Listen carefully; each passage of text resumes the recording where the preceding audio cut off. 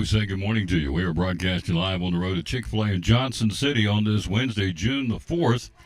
Show number 2301. Big thanks to everybody yesterday. Very kind. A lot of good, very nice comments. Very much, a lot of congratulations and nice comments.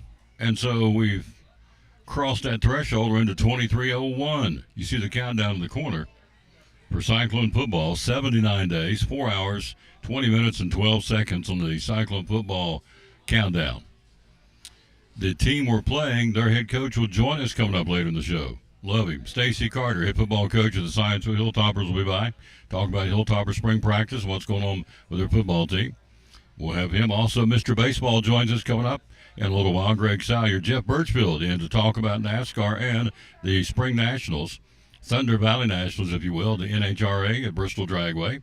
We'll get an update from him on that. And also, Brandon Swaney and Chris Lane, the very successful track and field coach for Milligan University, will be here. So, full slate, ready to go, looking forward to it. Tomorrow we'll be at Milligan University tomorrow.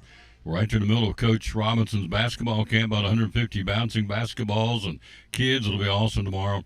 Then Friday we'll wrap up the week on the road at Food City in Elizabethton. So lots going on. Yet another tweak. Yep. The college football playoff, another tweak. Twix now the Big Ten and the SEC apparently are a little at odds with one with another. We'll tell you all about that. The court order from the NCAA, the $2.8 billion, we finally got a number of how many athletes may reach out and get a check of that $2.8 billion once it is approved, and she delayed it again. The judge will tell you all about that. Stanley Cup playoffs start tonight. Edmonton and Florida will talk about that. The NBA starts tomorrow night. The Knicks fire their coach. Don't know why. Guy was getting it done for him. So lots to talk about. High school baseball and softball and soccer in Southwest Virginia. And so it's all here. Show number 2301. Let's get it cranked up. Let's do it with the national anthem. How about Faith Hill? Bringing it. National anthem on the Tom Taylor Sports Show.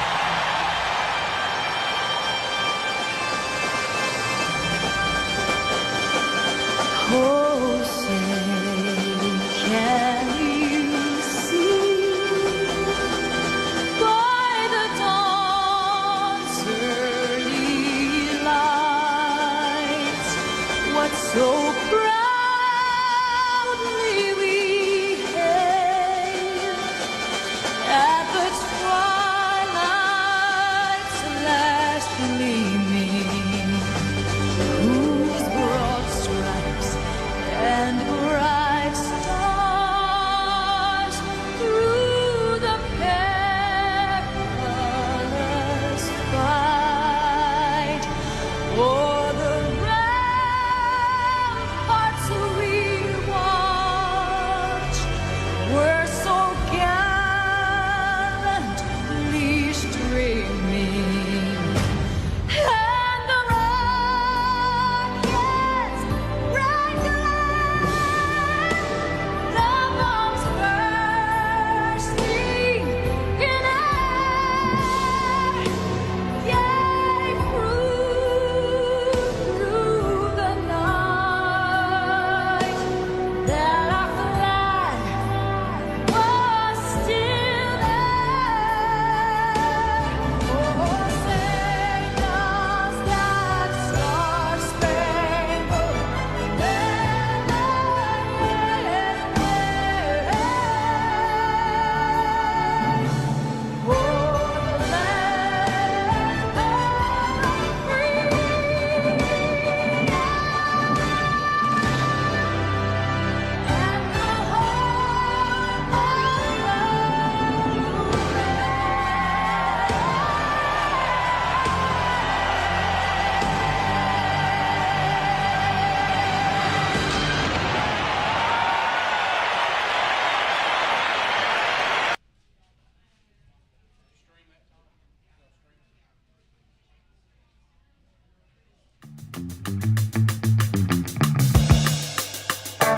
I'm back on the Tom Taylor Sports Show again. Show number 2301. Yeah, we hit 2,300 yesterday on the 2301, and who knows? I was told yesterday you go to 5,000, so we'll see. I know we're going for 3,000, but we're at 2301 today. So, pro football, losing one of the all-time greats. Back in the day, one of the famed Purple People Eaters, which was part of that Minnesota Vikings frontline defensive front, Jim Marshall, holds NFL record for most seasons played by a defender. Losing yesterday at the age of 87. Spent 20 seasons in the National Football League, made 270 consecutive starts with the Minnesota Vikings for 18 years. That's pretty impressive. Hello, Angie Wilhoit. Wilhoit Manor, probably mowing today. Or no, she's probably teaching, I think she said. And hello to her trusty sidekick, Andy. Hello, Junior Campbell. How you doing, sir? So, Jim Marshall, we lose him at the age of 87. Minnesota Vikings famous football player. All right, so as we said before we go to the national anthem, we have what appears to be a little bit of a tiff going between the Big Ten and the SEC. We have talked repeatedly about these two formats, the 4-4-2-2-1 and the 5+11. So that's the two they're down to. Big Ten wants one, the SEC wants one. At one point, they were singing off the same page. Now they're not. So the Big Ten wants the 4-4-2-2-1, and apparently the coaches of the SEC, so there's 2-3 little skirmishes going here. The athletic directors and the football coaches in the SEC don't agree. And so now you've got the SEC and the Big Ten kind of at odds one with another. All over this new format's got to be established by December the 1st. So, two conferences were getting along pretty good, or so we thought. And so the Big Ten comes out and says, we're all about this 4-4-2-2-1. Again, to refresh your memory, 4 from the Big Ten, 4 from the SEC, 2 from the Big 12, 2 from the ACC, and then 1 out of the pool of 4 teams. The other power conference champions and 1 Power 4 conference champion and the 3 at-larges, and they throw them in a hat to decide which one. So that's what the Big Ten's all about. Now, the SEC, because the coaches, they want to go to that 5-11 format. 6 of the 10 highest-paid football coaches in America are in the SEC. The highest-paid coach is, of course, Kirby Smart from Georgia. So the football coaches have come out strongly against the automatic qualifiers. All right. So the athletic directors want that because it can give them an extra $5 million or so in revenue if the SEC, going with that format, would come out with a 9th SEC conference game. And so the athletic directors are going, oh, yeah, cha-ching, that's more moolah for us. I totally understand that. In what is rapidly becoming a cash-strapped athletic departments in some of these schools. Tom, they're making big bucks. Yeah, but there's a lot. It's like the ocean, the tide. What comes in goes right back out. So that's where they are. So now the SEC and the Big Ten have suddenly decided they're not singing off the same page. Now, the deal with the 5-11 is you get 5 conference champions and 11 at-larges, and the committee sits down and picks his 11. Well, the Florida Athletic Director says, we don't want it coming to the hands of a bunch of guys in a room, which is a slap at the committee, obviously. So he has come out. He said, I'm speaking on behalf of several of the coaches. Florida Athletic Director Scott Strickland says the committee is not ideal to choose a postseason. I question whether it's appropriate for college football. You got a bunch of guys in the room going to pick teams. We know they're not going to get it right. They don't get it right for March Madness. They don't get it right for anything they do because they're human. And so they're not going to get it right. So, again, athletic directors, coaches, SEC, not jiving. SEC, Big Ten, not jiving now. So, don't know. So, at the end of this article, and I've said this all along because President Trump kind of showed what was going to happen. They're going to get involved in this. You wait and see. Washington, Congress, you pick it, are going to get involved in this to the point where they're going to decide how this is going to go. Because they can't, as I said, there's moving parts, and now we got people not getting along, and the two conferences that looked like they were going to be very tight, it could open ultimately, and they probably still will, develop a power conference of sorts between the Big Ten and SEC. Now, they're not jiving, so we'll see. But that's what's going on. That's the latest. Now, the other side of this is the settlement, the marathon legal battle, still not done. So it was supposed to happen on June 6th. Now that's apparently not going to happen. The final judgment's now been extended to June 27th. The antitrust multi-billion dollars. So I've said all over the last couple of weeks, how many athletes are involved in this? So here's what it comes down to. Under this compromise, this judge is mandating they come up with, the schools would be allowed but not required. There's the catch. There's the linchpin.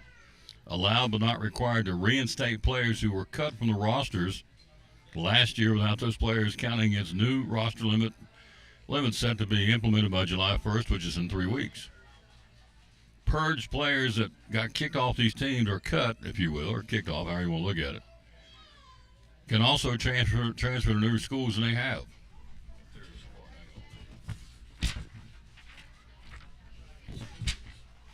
There we go. Now I can get to this better. So, the key language is the roster limit exceptions. I mean, this is so crazy. She wants the players to grandfather all the players back into the deal. Well, to get ready for the July 1st limit, we talked about this, where they're going to put it back to 105 players per team. She wants to reinstate them, so the folks they sent packing to hit the limit, now she said, we want them to come back. Well, some of them already transferred to other schools. They've moved on. High school seniors, as a matter of fact, were promised scholarships that were later rescinded because the proposed roster limit will also be exempt from this. So they don't count either. So if she's not happy with this, the judge, her name is Claudia Wilkins, I believe is her name. Let's see, I know it's Wilkins' last name. Yep, Claudia Wilkins. All right, so she's not happy with this, going to go back to the drawing table. It will reach a point where there's going to be lawsuits flying, and there will be anyway. If the settlement is not approved, schools may soon turn to their state governments to help legalize direct pay to players. So, under the preliminary settlement released in October, which is where this all started. Hello, Christy Perkins. See, this is nuts. Even hard to explain to you. How in the world do the schools get it? Well, it's just really nuts. But back in October, football rosters were set to shrink to 105, meaning as many as 30 players from each school got cut, and they did, to get to that limit by July the 1st. Well, now she says we want to go back and reinstate these guys because we haven't reached an agreement yet. So I'm playing for, pick somebody, I'm playing for Appalachian State. No, let's go to a bigger school. I'm playing for Georgia. Falmouth can't keep you, buddy. Love you, can't keep you. Got to get down to 105 or we'll cut you. Okay, so I get cut. I'll resurface at Kentucky. Well, now they're saying we want you to come back to Georgia because you want to be part of that original roster that she wants to be reinstated. Grandfathered in, if you will. So, on top of all that, you have even more wrinkles. And another new wrinkle is this College Sports Commission, an enforcement arm to police the settlement among schools. What that's going to come down to is XYZ school gets more money, puts more money into this program than that program. It is a percentage is what's going to happen to these schools. Does it make any sense to you? I mean, it's so convoluted. So, revenue sharing. Many schools are getting ready to mirror the back payment formula in the revenue sharing model for the future. But she's not approved it yet. It's not been put into law that this is how it's going to be. They're trying to plan things with no guidance, really, because it's still up in the air whether it's even going to be approved or it's going to go back to court and be lawsuits. 75% of future revenue will be shared with football players of these schools. 15% to men's basketball, 5% to women's basketball, and 5% to all remaining sports. No way that's going to work. That right there will get you some lawsuits flying. 5% to women's basketball. What about a school like UConn? What about a school like, Tennessee? What about a school that's a powerhouse in women's basketball? They're only going to get 5%.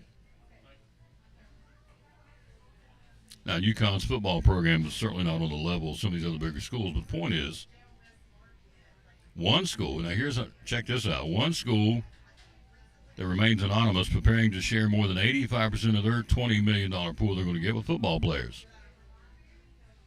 Well, that ain't going to fly on the campus, I wouldn't think. More lawsuits, Title IX and antitrust issues also will continue. after the settlement was approved. So it goes on and on and on. As every day. And so this judge is holding things up. So here's the nuts and bolts of this, and we'll take a break. A $20.5 million salary cap for the revenue sharing at each Division I school starting July 1st, which is, today's the 4th, you can do the math, in 27 days. $2.7 billion in back payments to as many as 390,000 athletes. If I had a calculator, I do if I had time, I would see what does each guy or athlete going to get here. 2.7 billion divided by 390,000. Junior, got a calculator. Ring it up for me, sir. So what you get? It ain't going to be much. It's going to be pennies on the dollar. It has to be. 2.7 billion for 390,000 athletes. Here's another new wrinkle. Outside name, image, and likeness deals of more than $600 going to be vetted by a third-party clearinghouse. Got to have it approved. Well, these people are making big bucks. The girl that's playing baseball or softball got $1 million NIL to play for Texas Tech. Now, out of the 390,000 athletes we just talked about, over 88,000 of those have filed back pay claims. Hello, it's going to get crazy. That number is supposed to reach over 118,000 by the end of April. This was through the 1st of April. By the end of April, they're supposed to jack it up another, 30,000 more athletes wanting back pay claims. I've told you and told you and told you. And I'm not the sharpest knife in the drawer.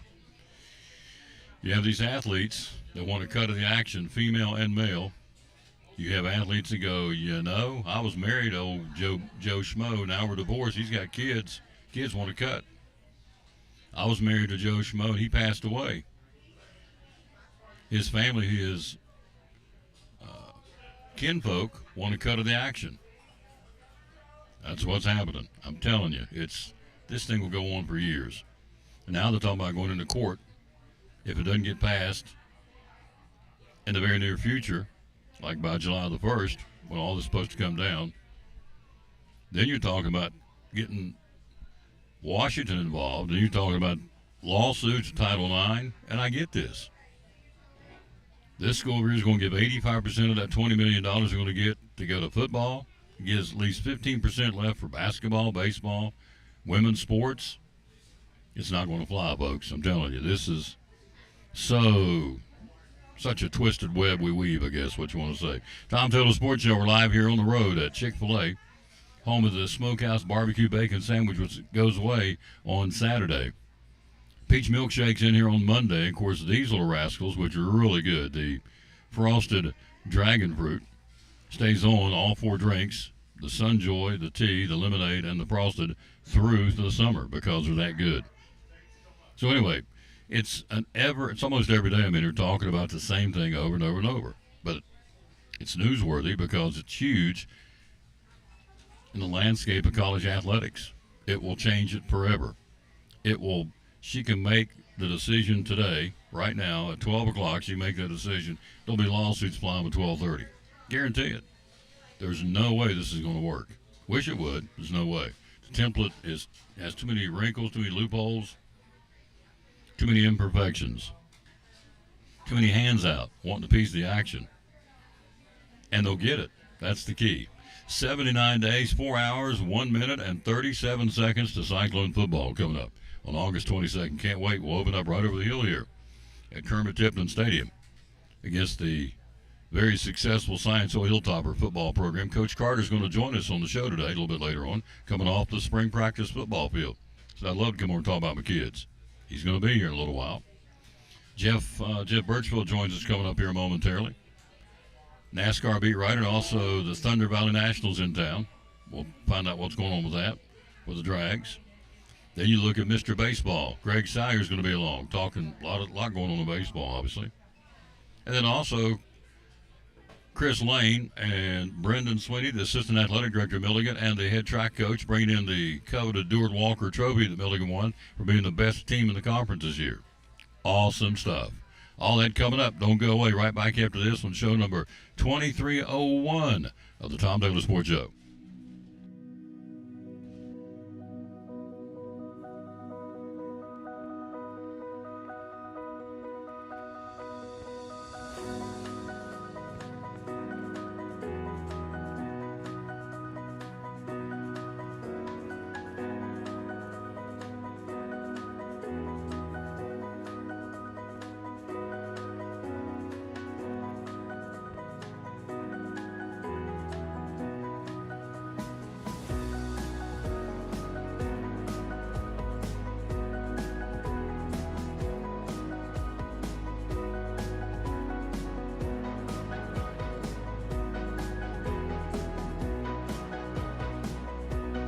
Our success is your success.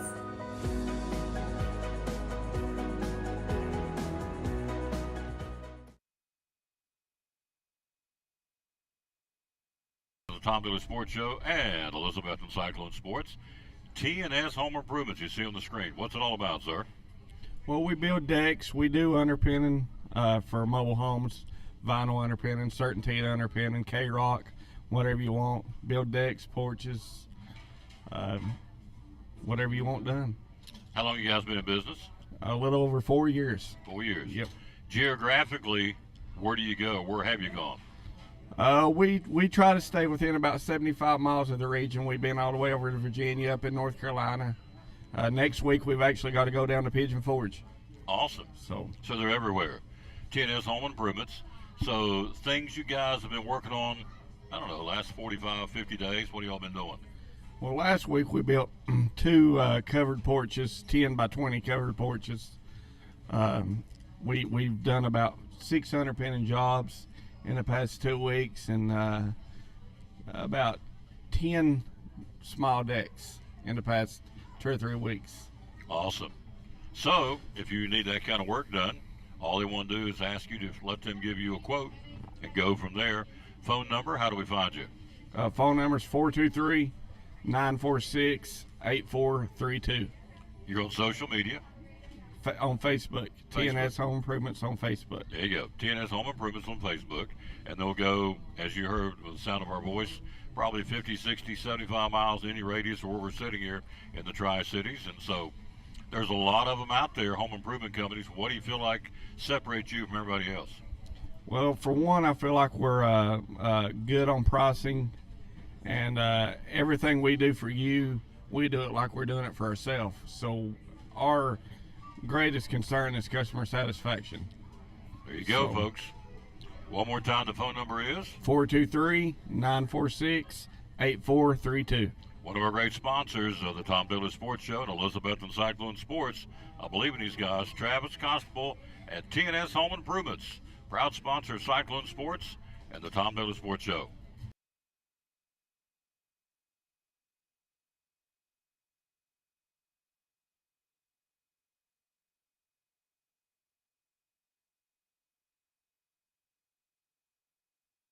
I walked into Chick-fil-A completely outnumbered. My husband was away at military leadership training, and the kids were doing this. Miss Carol brought me water, something to eat, and then before I knew it, she was tying Margot's shoes up and carrying her out to the car. It always makes me feel good if I help somebody. I went in the next day because I just wanted to make sure she knew how much I appreciated her help. I'm just so glad there was somebody there when she really needed it. That's gonna go on my refrigerator.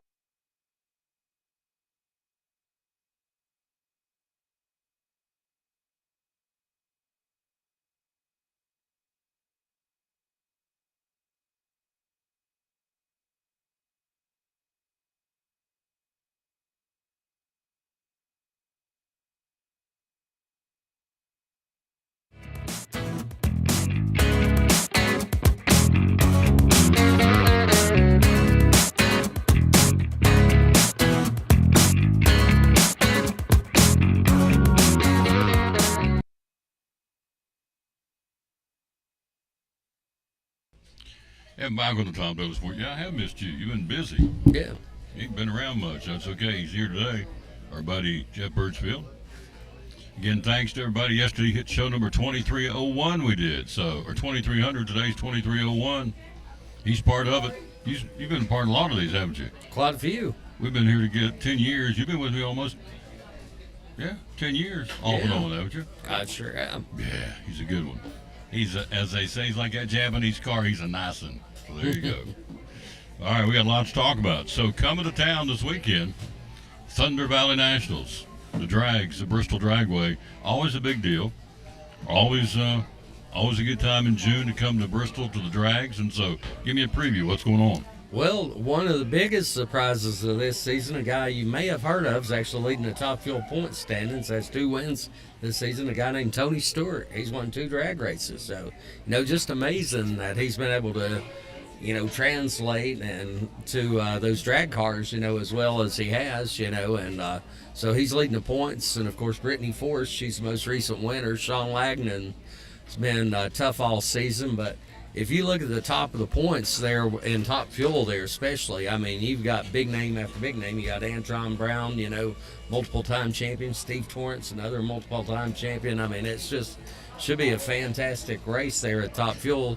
In funny car, Austin Brock, he's been really strong this season, and you've had some others. Matt Hagan, it's always like a home race for him. He's from Christiansburg, Virginia, drives for Tony Stewart. Pro Stock's been 2 guys have pretty much dominated. I know Erica Anders run well this past weekend, but it's pretty much been Greg Anderson and his teammate Dallas Glenn really dominated there. And then Pro Stock motorcycles should be good too. You got Matt Smith up there. He's the son of the legendary Ricky Smith, pro mod racer. We had a story about him, I think, in today's paper. And then also you've got I got that wrong. We actually got Dallas Glenn today's paper. Got Matt Smith tomorrow, but got him, and then you got Gage Herrera, he's been really battling, And since the Pro Stock motorcycles come back to Bristol, you've had 4 different winners in each of the 4 years.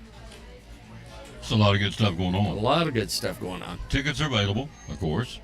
It's really fan friendly, probably as much, if not more, really, than NASCAR. These guys, they just love it. In fact, I always tell the story. I was here last year doing the show. It was on a Wednesday. And there was a team that came in here for NHRA that stood uniform stuff on. And so they were over here in the corner. And all these people wanted autographs and the crew signed stuff. I mean, it's like a homecoming. They said, yeah, come on. They signed stuff, and they're very fan accessible up there, aren't they? Yeah, and one thing they do, they have between the runs and stuff, and during qualifying, they'll stand there at the ropes and sign autographs for fans, so that's always been a huge appeal with NHRA. Is probably the most, fan friendly of any form of motorsports. Yep. Bristol Dragway this weekend. Thunder Valley Nationals. It starts when? Starts on Friday. Have a couple rounds qualifying, and also on Saturday 2 more rounds, which is usually your most popular day. The Friday's cool because you have the night session and you have the flames coming out at night. It probably looks the coolest of any time, but of course a lot of people enjoy doing things, on a Saturday morning. And Sunday is actually the elimination day, when they end up crowning, the winners and all. So. Junior said Braylon and I are going to the drags Friday night. Junior's a redneck. He'll be up there in Braylon. They'll like them flames coming out of the back of them pipes, won't they? They'll love that, I mean, that's that is, though, I mean, just the experience. And I say that's with motorsports in general, but you get a lot of, colors and stuff with like other sports, but basically, say you got a football game, you may have a team wearing white and red and one wearing, blue and white. Let's say with the Cowboys and I would say Redskins, I guess Commanders playing each other now. And then, but the good thing with motorsports, you've always got all these different colors and all these different senses with the sounds and the smells and all that, The ground rumbles up there, doesn't it? I mean, it really does, yeah, especially when those Top Fuel cars are taking off. Because you're up in that valley and the sound reverberates down through the hollow back, and so the ground will actually rumble up there a little bit. So it's pretty cool. Hello, Kelly Webb. Hello to Sandra Green, Carolyn Birchfield, rather. Thank you all for watching. So it's this weekend, starting Friday night, runs through Sunday. The weather looks like it's going to be fairly cooperative. I know in years past it's rained a lot, but looks like our weather forecast is going to be pretty good for the weekend. You like going up here and covering this. You really like this, don't you? Probably my favorite sport in the middle of the year to cover. I mean, because it is. I love NASCAR, but this probably just a little more laid back and all. Yeah. He's always said that over the years, and we've been doing this together. He loves going up there for the drags. NHRA's Thunder Valley Nationals. Tickets are available. Just go to BristolDragway.com, and I'm sure there are. I know there's tickets available. So get up there and enjoy the weekend. NASCAR finished up a sold-out Nashville Super Speedway with their Cracker Barrel 400. Ryan Blaney got that big W. So you got 16 spots. He is yet another winner. So that's 9 different winners. So you're really, if I'm correct in this, you're taking 16, so you got 7 left for points, so it's squeezing down, isn't it? Sure is, and the big thing with that is early in the season, everybody's making a big deal because Ford wasn't, even running up front, and now you've got all 3 of the Team Penske drivers, Austin Cindric, Joey Logano, and Ryan Blaney are all now qualified for the playoffs later in the year. Yep, so the pressure's on the rest of these drivers, no question, because if you win, you're in. So you got 9 different guys have won, Blaney being the latest. So you got 16 slots. You're past the halfway point of the season. You're going to Michigan this weekend for the Firecracker Casinos 400, I believe is the name of it. And so that's the next stop of the Michigan International Speedway. So that, am I right? It adds the pressure out of these other drivers. It does add the pressure, and technically, though, I mean, you could have more than 16 winners. If you did, then then you've got say you had 17 winners, then it starts falling back points and some other factors like that. Number of race wins, and all. So if you, okay, that was going to be the next question. So you beat me to it. So if you have 16 different winners at the end of the regular season, they're all in for sure, but all the points go out the window, right? Because if you win, you're in. So if you have 16 different drivers win, then you're done, right? You're set. Yeah. Well, I mean, if you had a guy win 17, then that final spot would come down to who is highest points. In the points. Yeah. So, but it's unlikely you're going to have 16 different winners. You might get close to that or whatever, but you never know though. No. Who runs well in Michigan? Michigan's typically a big track for Ford, or has been traditionally, and also you think of Penske cars to be strong again, but back in the day, before you had the stages and all, Michigan's also a big track. The fuel mileage came into play there more than any other track. Nowadays I don't really think that'll be as much of a factor, just the way the cautions fall and all that. But I definitely say Logano and Blaney again will be 2 of the toughest to beat up there. You always talk about super speedways getting high speeds, aka Talladega, Daytona, Atlanta, I guess. But now Michigan, they get cranking up there too, don't they? Yeah, and there's Michigan, where you don't have, well, they called the restrictor plates, but the taper spacers. But Michigan in the past has been the track where they've actually hit the high speed, like at the end of the straightaways. Sometimes they've hit over 210 miles an hour there at the end of the straightaway. So that's really hauling. Of course, they have to slow down a little bit in the turns, which cuts down, the average lap speed. Mm-hmm. 210 at times. Yeah. Woo, bringing it. And Michigan's a 2-mile track, a wide track. Drivers love it because there are a lot of different grooves, they can run there. Driving over here, I thought, now I'm going to get on the picking panel here for this race. And so here's who I've already, don't know why, he popped up. Brad Keselowski. I got him to win the races Sunday. Is that possible? Possible, and would be huge for Brad because, he's from Michigan, so it's always a big homecoming race for him. And I wouldn't be surprised to see him or his teammate Chris Buescher come through with a win there. And I have no reason at all why I picked that, except his name popped up Mega Drive and pulling into the parking lot.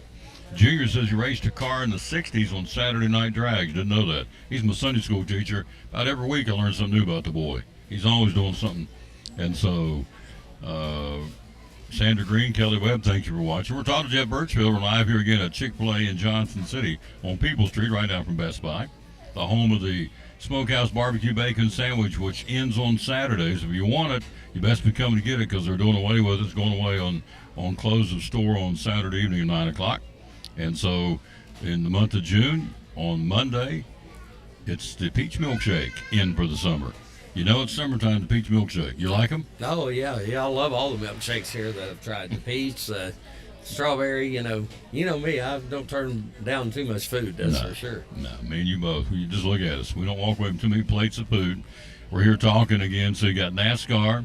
You got the Thunder Valley Nationals. So NASCAR at this point of the season, have we started the silly season yet? Or is it too soon for that? Probably just a little too soon, but that'll probably be coming up. Although Kyle Busch, and Richard Childress did make that announcement that they're staying together, again next year. So, Or are they really? yeah, so that's a pretty big deal there for them moving forward, trying to get the sponsorship and all and because you've got to have money to buy the parts and pieces to make the program stronger for sure. So that's good to get that signed up early and all So that. I thought he would leave. I didn't think he'd stay.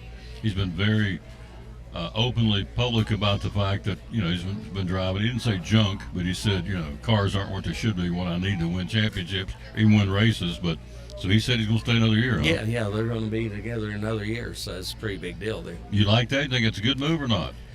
Well, you hope so. You hope that whole organization can, sort of improve their performance because they have fallen off the last year and a half. That first year they were together, Kyle won 3 races, but since then, it's really not been a team that actually Austin Dillon, his teammates, look better than Kyle than times, this year. Of course, the question would have been, and he's not going anywhere now, but where would he have gone? He's been to Hendrick, been to Gibbs, so, I don't know where he's going, but he's not going anywhere. He's staying put.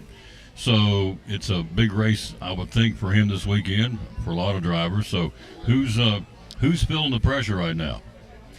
I think you have anybody. Well, Kyle's obvious one, but anyone who's outside that top 16 in points, is probably going to feel the pressure. And even some of the guys who are, toward the back end of the top 16 in points, because, like I said, we expect, probably 3 or 4, maybe even 5 more winners, before they get to the end of the regular season. There's been chatter.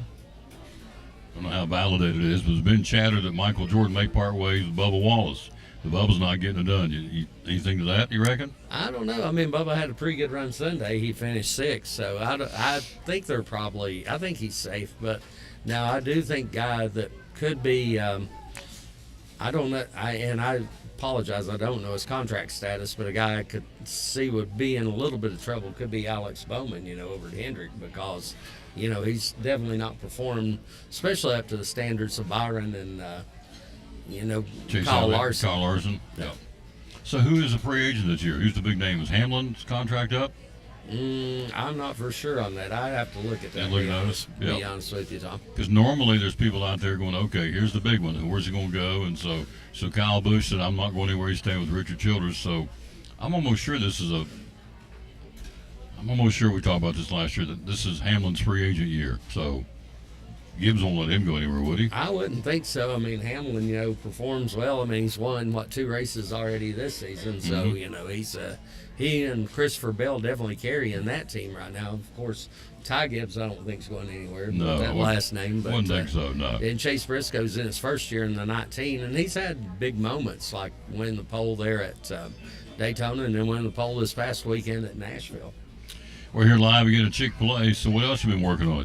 You've been all over the place, right? All kinds of stores. Well, I guess since I've been here, I wasn't here the week I was in Murfreesboro. Missed the 1 week with J.D. Vaughn, our sports editor, and I. We were covering the Tennessee State Championships, the spring fling down there. So saw a lot of our local kids win state championship. A couple of your Elizabethan kids, I know Jamira Smalls and Landry Buckles, and then a kid from Happy Valley, Tyler Bailey. Povald and Aaliyah Lester from volunteering. I'm going to leave some kids out if I just keep naming them, but that Daniel Boone 4x800 relay team, and I know the girl Delencia Cottrell from University High, those come to mind right off the top of my head. And then some of the kids, did well in tennis and baseball. UH and Providence both made it down there, and softball, Unicoi County, I covered a game they won down there. And then that Sunday, actually, covered ETSU winning their first ever Southern Conference Baseball Championship down in Greenville, South Carolina. And Greenville High School won a state baseball championship. Yep. So Stacy Carter's going to join us coming up for a little while because, as you know, we have the countdown on. We'll show you again up here on the old ticker. We got her counting now. So where is it? Let's go back Stacy up here. Got a new quarterback coming in everybody's talking about. So his father played at the University of Miami. We're going to see what he's got to say about that. So from what I understand, the kid throws a pretty football. 79 days, 3 hours, 41 minutes, and 9 seconds. You see on the ticker on the countdown, and we open things up. The Cyclones in Johnson City, right over the hill, against Science Hill, that new quarterback that we're hearing about. So he had a guy come up here last year, played from Miami to Florida transfer. Yeah, Did very well. L.J. Ruiz, he played for Science Hill, did a really nice job. So there's a Florida connection to Science Hill. So since you've been here, a couple of coaches have moved. Scotty Whaley announcing new head coach at John Battle, girls coach in Virginia. Christian Taylor leaving UH to be the new baseball coach at Sullivan East. Cody Connell leaving Boone, leaving Crockett, going to Daniel Boone. So a couple of girls from that Crockett basketball team have transferred. Leah Story and the Bullock have transferred to Daniel Boone. Or Britton, I think it is, actually. Laney Britton, I'm sorry. Britton, Laney Britton, I'm sorry. Laney Britton and Aaliyah Story have transferred from Crockett to Boone. So a lot of things going on in the off season. I know, it's almost like we're getting a transfer portal for high school almost now. So we've got some other kids moving to other schools from what I understand. Yeah, so it wasn't Riley Tulloch. My apologies. She's still a Crockett, but Laney Britton and Aaliyah Story have transferred from Crockett to Daniel Boone, play for John Good. So there you go. And Cody Connell leaving Crockett to go to Boone. That'll be interesting when they play each other this year. Yeah, it will, but I mean, for Cody, that's his alma mater. He and his brother Kevin, I remember covering them playing high school ball out there at Daniel Boone. Going back home. I get that. So transferring back to where he graduated from. Going to be interesting here. I was talking to Josh Scott yesterday. They've got a couple of people in mind for coaching positions. So I think things will work out. Oh yeah.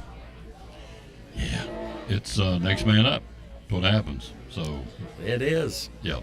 Some other schools and just off. There's some other schools around the area offering, from what I understand, some coaches big money to come to coach high school sports, which is seems a little crazy, but I guess that's the world we live in nowadays. So the coaches are in NIL a little bit now, right? So what you're telling me, you're getting paid to go from point A to point B? Yeah, there's no Nick Saban making $10 million, but some of them going to be making some pretty good money there. I'm on the wrong side of this. I need to be coaching instead of covering. There you go.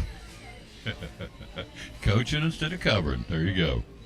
What else you're gonna be up there this weekend at Bristol, right? Yeah, there's the drags. Probably here in a few days, we're going to do some sort of catching up with the ETSU over the summer. Just programs where they're standing after the transfer portal and recruiting and all that. I'm going to try to get with Will Healy, the football coach, and basketball coach Rick Savage, and Brenda Mock Brown, the women's basketball coach, next week. I know our publishers pushing a thing is wanting us to do a little more on the online betting. My thing on that, though, people at Online Bet probably know more about it than I do already. So I don't know what I can tell them, but I did think it might be interesting, some of the prop bets, for like the Speedway Classic coming up. Of course, you always have a lot of prop bets with football, and maybe like with Bass Pro Shops night race, beyond like who's the favorites to win and stuff, like maybe who leads the first lap, or with the baseball game, like who's scores in the first inning, how many runs the over-under, stuff like that, beyond just the, who wins and loses. Cy called that on Duck Dynasty, called them side bets. So, you call them prop bets, but yep, so that's out there too. And so it's a busy time. The Appalachian League starts tomorrow. We're racing this weekend in the Concrete Jungle. Concrete Jungle's off this weekend. They do race again next weekend, but a lot of our local guys still been busy racing. Some of them's been racing in Newport. A few of them tried to race Lonesome Pine last week. Unfortunately for the people up in Coburn, the rain hit midway through the program, so they only got 4 races in. Really? That's it? That's it. Wow. All right. Are you hungry? Yeah, definitely. Go get you something to eat. Andrew Smith, by the way, who's normally here, I think he's vacating this week. Said he was out of town. I assumed he was vacating, and much deserved. And so you just went somewhere to. I just went to Washington, D.C. So, yeah, we have to get our time in, when we can, but when the high school season's in and all, which I know stuff's still going on in Virginia, but Brian Woodson's done a good job, taking care of most of that. How's Melania? I know you went to Washington. You hung out with Donald, and Melania had a little breakfast with him. So I did make a little joke. I hope people aren't offended by this, but my girlfriend and I, we took a picture outside the White House, and of course you got those big fence up that keeps you there. I said, I was aggravating my brother, who's a big Trump fan. I said, well, look, they got Trump behind bars after all. So, Oh, oh. but I was just aggravating him, you know. And that don't mean anything bad by it, so I hope people don't get offended. I just cut up, you know, regardless of your political views. Well, you're tied with Donald J. So what did you guys have for lunch? I know you had breakfast at the White House with him and Melania. So what? Why? He didn't buy me a thing for, you know. I started getting cheap in his old age. And, So where did you go up and see? Vietnam Memorial? What'd you guys go look at? well, actually, it's my first time ever in Washington, D.C., believe it or not, because when I was stationed like at Aberdeen Proving Grounds, there were about 3 different times I was supposed to go there. And another time I was at Fort Pickett in Virginia and supposed to go up there. And each time those trips got canceled. So, of course, I saw all the, you know, touristy stuff, the Washington Monument, the Lincoln Memorial, Jefferson Memorial, you know, the White House and all that.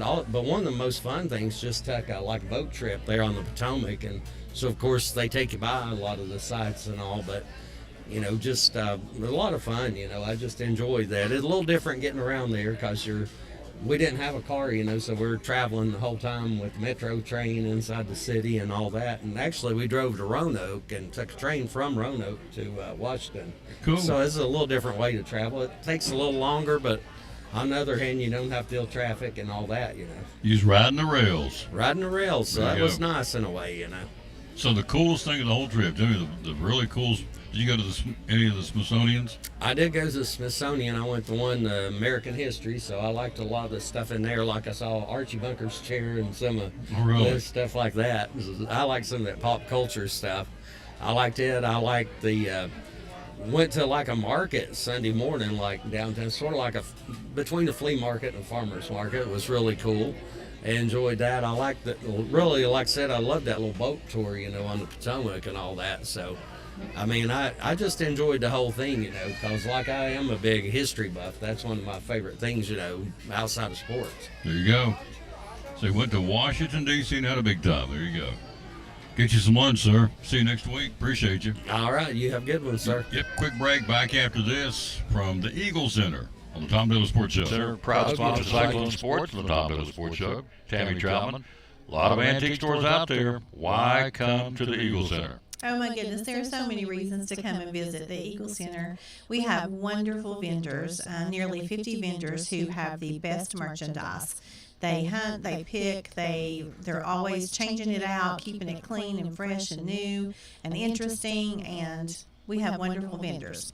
Yes, you do. And we're going into the spring, and we're in spring and summer. Great time coming down to downtown Elizabeth and shop here because the inventory changes all the time. Yes, it does, and we have air conditioning, so you can come in, cool off, look at things, browse. We have 2 levels of just about everything you could think of. Gift certificates? We have gift certificates available. We have layaway available. Yep, you can do those. Get a gift certificate. They can come back and get what they want when they want, or do a layaway for down the road, even into the holidays. You can do that. It's all right here. The hours are open. We're open 10 to 5 every single day except for Sunday. Mm-hmm. And where do we find you on social media? We're on Eagle Center Co-op on Facebook and then Eagle Center Antiques on Instagram. And the phone number we have to call to find out, The talk phone to number you? is 542-6674. There you go. One of our great sponsors here on the Tom Dillon Sports Show and on Cyclone Sports, the Eagle Center in downtown Elizabethton.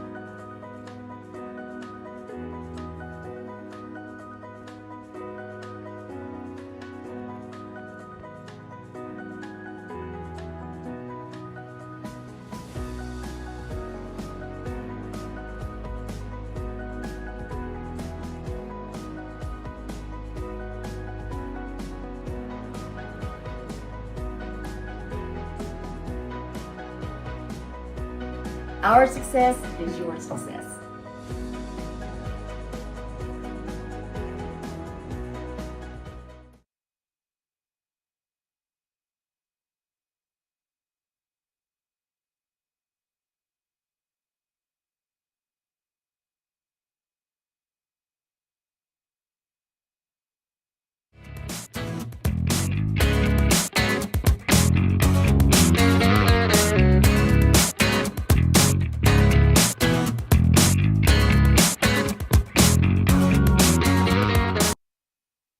And back with the Tom Taylor Sports Show. Thanks for being with us. You know, we're talking about Spring Nationals. Got a chance to see 3 drivers coming up at the Pood City in Blumpville on Thursday, which would be tomorrow from 3 until 5. Buddy Hall, Steve Johnson, and Daniel Wilkerson. Now, Buddy Hall's a funny car driver and a YouTube star. Steve Johnson is a pro stock motorcycle racer, and Daniel Wilkerson's a funny car driver. That is tomorrow from 3 until 5 at Food City in Blumpville, where the Thunder Valley National guys are in town this week. And so you want to go out and meet them, do a little meet and greet, you can. All right, Women's College World Series coming up tonight. Game 1, let's take a look at it real quick. Mr. Baseball will be here in a minute. You have the Texas Longhorns, Mike White. They are, as a coach, they're 54-11. How did they get there to the championship? They defeated Eastern Illinois, Michigan, Central Florida, Clemson, Florida, Oklahoma, of course, beat Tennessee. Texas Tech under first-year coach Jerry Glasgow. They are 53-12. So how did they get there? They defeated Brown, Mississippi State, Florida State, Ole Miss, UCLA, and Oklahoma. So Texas Tech and Texas will get after it tonight, Game 1. Tomorrow night, Game 2. Game 3, if necessary, will be on Friday to decide the Women's College World Series. Starts tonight in Oklahoma City. It's going to be a good one, too. That will be a fun couple of games to watch. All right, if you're wanting to bid on a car, Collins & Company. Go to collinsandcompany.info. It started yesterday. No, I'm sorry, it starts on Monday. Comes up starting Monday, my bad. It starts Monday the 9th. You've got a Chevrolet short bed pickup truck, a Mazda Miata, a Honda Pioneer side-by-side, a Dodge van, a Chrysler Town & Country van. There it is. You go there and check it out at collinsandcompany.info. It starts on Monday, and it goes until the 17th. You can bid on it online, auctioning off vehicles. Collins & Company, they're always doing something because they are busy. They've got 2 new listings today. And this is another one starts on Sunday, on June the 8th, and closes on June the 18th.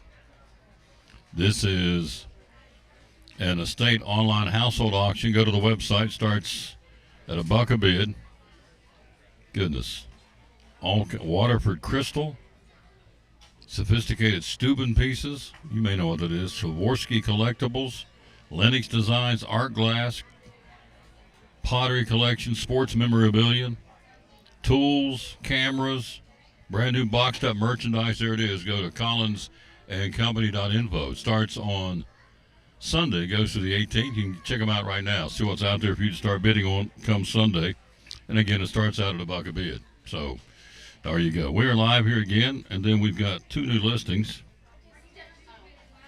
Well, let's give you those real quick. 2 new listings for Collins & Company. Homes we're speaking of course. This one on Willow Springs Road in Elizabethton. And it is Hunter Elementary, Hunter Middle School, Unaka High School. This one is $1.2 million up in the woods. Beautiful home. Go to collinsandcompany.info to find out more about that one. And then you have another brand new listing just came out today on Otis Road in Elizabethton.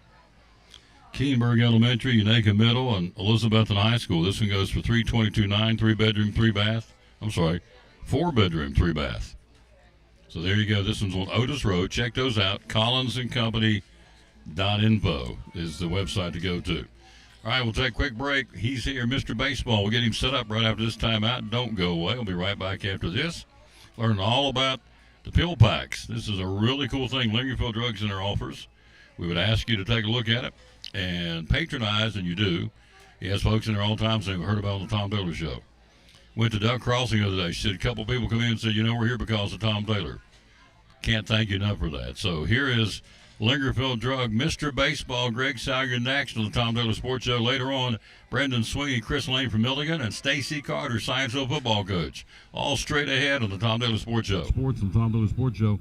Pill packs. Tell me about pill packs. Yeah, so these are good for people take 3 or 4 medicines, just kind of get confused by what they got or may forget to take doses or things like that.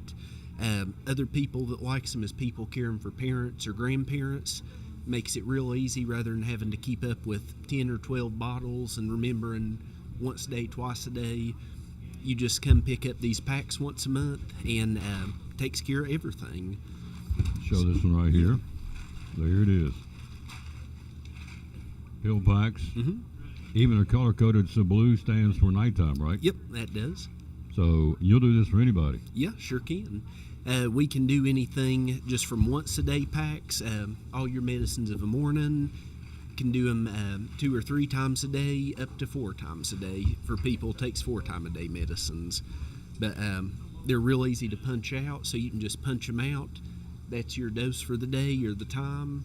And on the front of it's got a information page. It's got pictures of each medicine, tells what it is, and which doctor you got. So that's something when you go to doctors or a hospital or something like that, you don't have to try and remember what all you take or wait till they can get a hold of your pharmacy.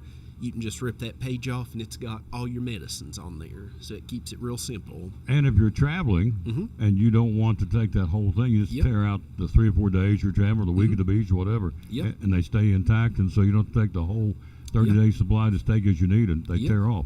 Yeah, sure can. And something else kind of similar to that, what we've heard from a few people, taking a lunchtime medicine, especially if you're still working stuff, because you don't want to carry 3 or 4 pill bottles to work, or if you put them in a Ziploc bag or something, they'll get crushed or lost.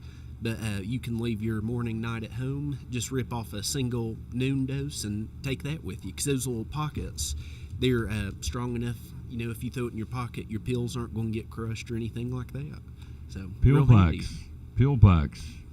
Good. Another great customer service here at Lingerfield Drug Center. Hours are open? Here Monday through Friday, 9 to 5, and Saturdays, 9 to 12. Social media, where do we find you? On Facebook as Lingerfeld Drug Center. And the magic phone number is? It's 423-542-2138. What a neat concept. Pill packs from Lingerfield Drug Center. Proud sponsor of Cyclone Sports and the Tom Taylor Sports Show.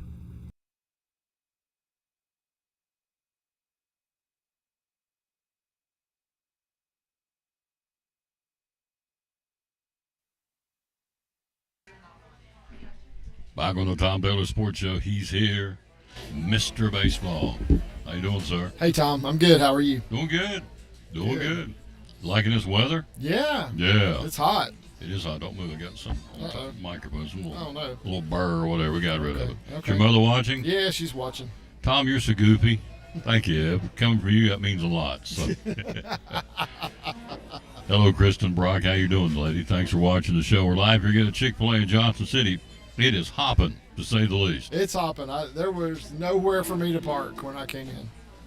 Smokehouse barbecue bacon sandwich gone on Saturdays. If you like it, you better get it. They're going to take it off the menu on Saturday. But the good thing is the frosted dragon fruit stays on. Okay. All the way to the end of the summer. Peach milkshakes start on Monday. Oh, boy. So you got a double whammy of cool down treats for the summer. The dragon fruit, which has been a big hit. Sunjoy, lemonade, tea, or the frosted, which we get, which is really like a smoothie. And then the peach milkshake start on Monday at all Chick-fil-A's. So there you go. Gosh, where do we start? Lots going on. Mike Trout's back in a big time way. Oh, yeah. It's awesome. Love that. I did too. Yeah. He is 3-time MVP, 11-time All-Star. Guys come out of the gate, been hurt for a month with a bruised knee. Had 2 home runs since he came back off the DL. So speaking of which, let me stop right there. Evan Carter reactivated early. He's back on the roster for the Rangers. Wasn't supposed to get off until the 10th, coming off that list, and so he's off as of today, June the 4th. So hopefully he'll get an action tonight. We'll talk about that in a minute. But anyway, back to Mike Trout, having a heck of a start after that injury. He is. He was the middle guy in the back-to-back home runs that they hit the other day, which is surprising because that's the first time that had happened for the Angels. I forget how long. It was a long time ago, the last time they had 3 home runs in a row. And he was the middle guy in doing that. And the first time it had 3 home runs in the first inning at Fenway ever since 1912 when they opened the ballpark. Yeah.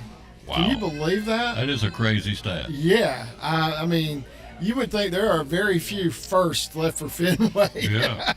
After 113 years of it being open. Of all the baseball games at Fenway, the Los Angeles Angels the other night was the first team since it opened the ballpark hit 3 home runs out of Fenway in the first inning as a visiting team.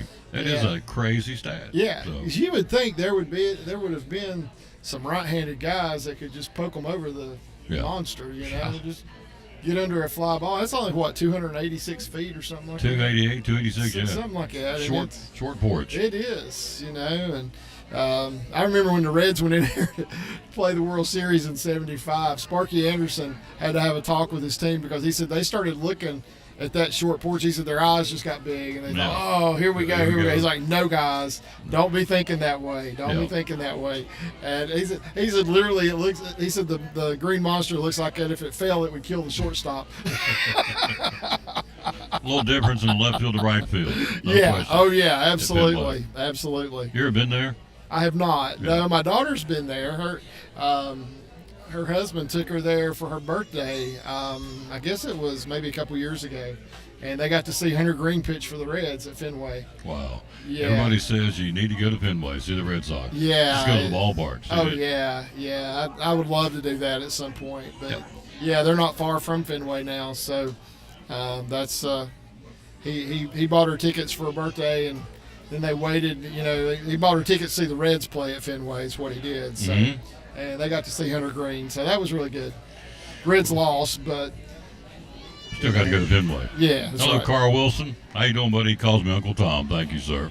Hello, Jeremy Marler. How you doing? We're live here again at Chick-fil-A in Johnson City on People Street, right down from Best Buy. There's two in town. This is the one we support over here on this side of town. Again, on right down from Best Buy, as we said, on People Street, where we are broadcasting live. Show number 2301. Hello, Jackie Matheson. Thank you for watching the show. So, you talk about Mike Trout. You're going to talk about Chris Sale. Got his 25th 100 strikeout. Mm-hmm. Fastest, I think anybody's ever done that as far as 2,500 strikeouts in the number of innings he's pitched. Right. He pitches tonight, by the way, again for the Braves. So, Braves are struggling. They're 4 or 5 under 500. They're a struggling ball club. What's going on? What's wrong with them? They are. Yeah, they're 5 under 500. 10 games back. They're 3-7 over their last 10. They've lost 2 in a row. So, Cunha was a boost when he came back, of course, and that's been big for them. But I don't know. It seems like the Braves this year, it seems like they don't have an identity. You know what I mean? Yeah. They play flat. Yeah. It's like you can't put your finger on them, you know? You don't. I don't know. I don't know what it is. It's almost like they're not playing as a team. That's how I view it. I still say the comment he made, if it had been me, was it Ozuna or Cunha that said that when he got on about Kelnick not running that ball out and not getting in trouble? He said, "Oh yeah, it was Ozuna." Ozuna. I still say that divided the clubhouse, and I know he apologized to the team and everything, but I still say there's, and I have nothing to base this on because I'm sitting in East Tennessee, but something ain't right. There's too much talent on that team. They're not gelling. They bring Acuna back, supposed to be a spark. They brought Strider back, supposed to be a spark, and it ain't sparking. They're still 5 under. I mean, they're dropping not like a rock, but they're dropping. Yeah, they're not playing well right now. Let's put it that way. Is the season over? Of course not. No. But I mean, they had a chance to right the ship against the Phillies and did not. So anyway, something is amiss. Now Andrew said last week, well, they can't knock them in when they got runners on base. Well, that's true. Mm-hmm. I think it's a little bit bigger problem than that. I don't know what it is. Yeah, that's been the Reds' problem too. Yeah. I mean, not hitting with runners in scoring position. So Baltimore's problem too. There's been a lot of teams that have that problem. So right. I'm not sure what it is, but you're right. They are not playing anywhere close to their potential. So, and again, I'm hearing the rumblings get rid of Snitker, make a change there, and I think that'd be a big mistake. But it's a business. We'll see. Yeah. So anyway, that's what's going on in Atlanta. Last night, T.J. Friedel saves the game with a big catch for the Reds. Tell us about that. Yeah, so I was watching that game, and I had to go pick up my daughter at work. So I had it on the radio as I was driving, and so it was last out of the game, and it was a 4-2 was the score. Runner on first, and fly ball that looks like it's going over the fence. T.J. Friedel robbed a home run from the last out of the game. So what a way to end a game, you know. You got your closer on the mound. Emilio Pagan is on the mound for the Reds, and I thought the funny thing about it, when he was interviewed after the game, Friedel had the ball in his pocket. He's, I'm keeping this one. He said, That's "This pretty one cool. I'm not giving away. I'm keeping this ball." So That's pretty cool. Yeah, and he's a neat guy, really. If you talk to him, and he's or if you listen to him being interviewed and stuff, he's just really a neat guy. To hear his perspective on things, he's got a different way of looking at some things, but I really like the way he plays the game. He goes all out, that's for sure, and he's hitting over 300 now.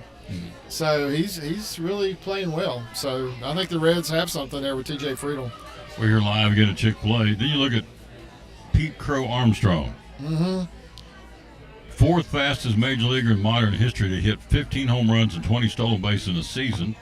He's in with guys like Eric Davis, Bobby Bonds, Bo Jackson, Reggie Sanders, Chris Sabo, Ken Williams. Pretty good names. Those are some pretty good names, yeah. Yeah. That's right. So Pete Crow Armstrong with 20 stolen bases and 15 home runs in just 60 games. Yeah, so I've watched him play several games this year, and he's legit. That's for sure. He's I think he's a guy we're going to see as a starting center fielder in the All-Star game in years to come. Maybe not this year, but he might be this year. But I think we'll start seeing that for the National League in years to come. Back to Chris Sale. Is he a Hall of Famer? So I think at this point it might be borderline. I'd call him a borderline Hall of Famer. Mm-hmm. I don't know that he's done enough yet.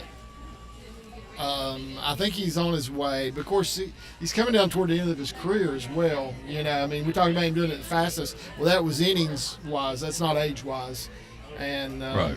Because he's been hurt a lot and he's missed a lot of time. And I think that's set him back a little bit when it comes to his overall numbers. But I think right now we call him a borderline Hall of Famer. I think he could go in, but then again, he might not. So 2,500 strikeouts, not enough to get you there, huh?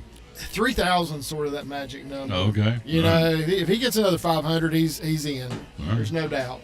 But he's, but I would think he's still got a few more to go. My boy in Boston's causing more problems. I read where I'm ahead of the Rafael Devers fan club. Not.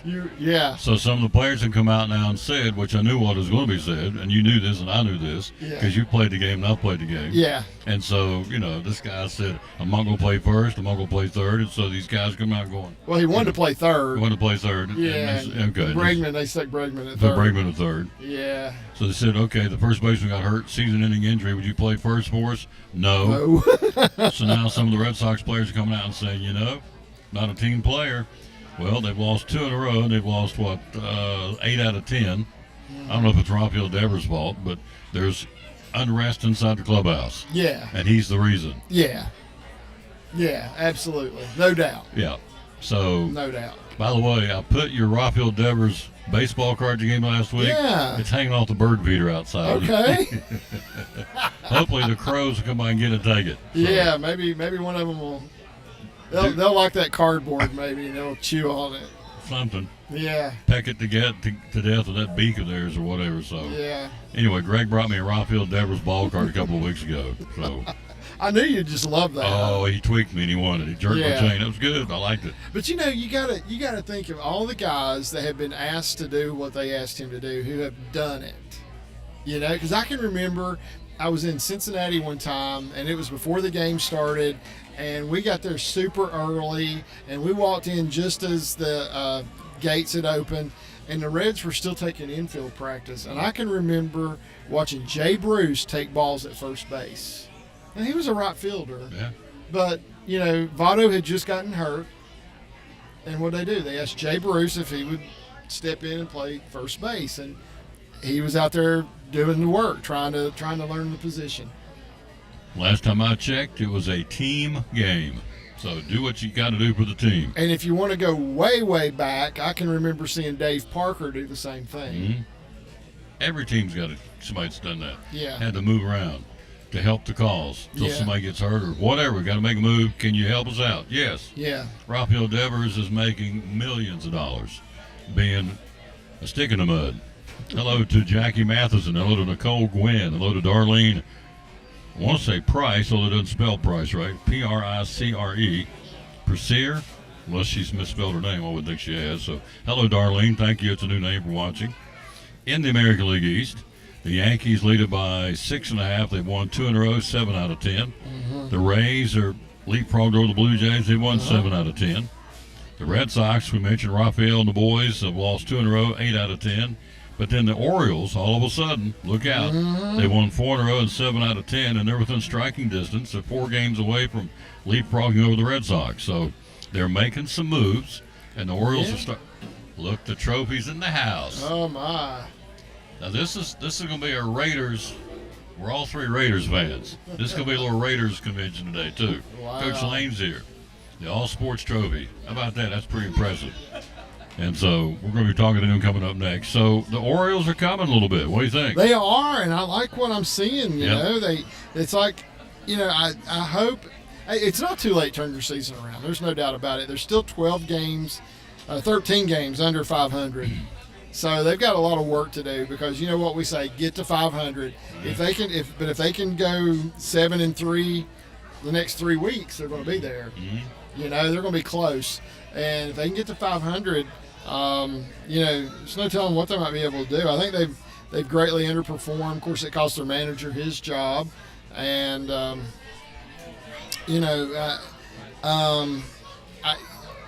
unless something drastically happens, though, I think we may see them be sellers at the trade deadline in about a month. So they're going to need to keep playing like they are now in order for that not to happen. In the Central, Detroit leading. They are up by 6 games over the Minnesota Twins. Twinkies have won 2 in a row. Tigers just keep on keeping on. They won 7 out of 10. And so they're leading that division and the best team in baseball. Yeah. The Astros in the West have taken over. They've leapfrogged over the Mariners, and they're now the half-game lead over the Mariners. The Astros have won 2 in a row, 7 out of 10. The Mariners have lost 6 out of 10. The Angels have won 2 in a row, and then the Athletics, God bless them, they've lost 9 out of 10, 8 in a row down in the bottom. So the Astros have come to life here. They've taken over the division lead. They're 6 over 500, so they're playing good baseball. They are. The Astros and the A's have done just the opposite of each other. Yeah, they have. The A's, we were talking about them. They were up to second place just a few weeks ago, and now look at them. They're 16 games under 500 because they've had 2 long losing streaks now. This 8-game losing streak, they had one, I think it was even longer than that a while back, and they broke out of it. But, it's really bad what's happened with the A's. Of course, the Angels, 4 games under 500. They're hanging around. They're only 5 games back in the division. Texas is 3 games under 500. Like I said, get to 500. We'll see where you're at. I picked Houston to win that division, and I was starting to think that I had picked wrong, but, they're starting to show me, well, maybe I knew a little bit about what I was talking about. You did.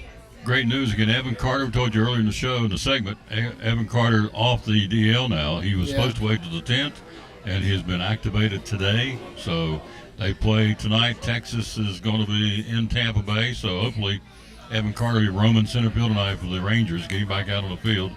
In the National League, the Mets, they've won 8 out of 10. They lead the Phillies only by a half game. The Phillies are a flat 5-5 over the last 10 games, but they're only a half game out, so they're hanging and pushing on the Mets. Yeah, and the Phillies were in first place, and the Mets have leapfrogged them. But I still think Phillies are the team to beat in that division. I think they're really good. I really like their pitching, but the Mets are a good team. I mean, we've said this about the Dodgers. I'll say it about the Mets too. Maybe one of the best teams money can buy. Because they have the highest payroll in all of baseball, so they ought to be there. If they're not there, there's a problem. Yeah. The Nationals are 9.5 out. The Braves are 10 out. The Braves are a half game behind them. They're in 4th.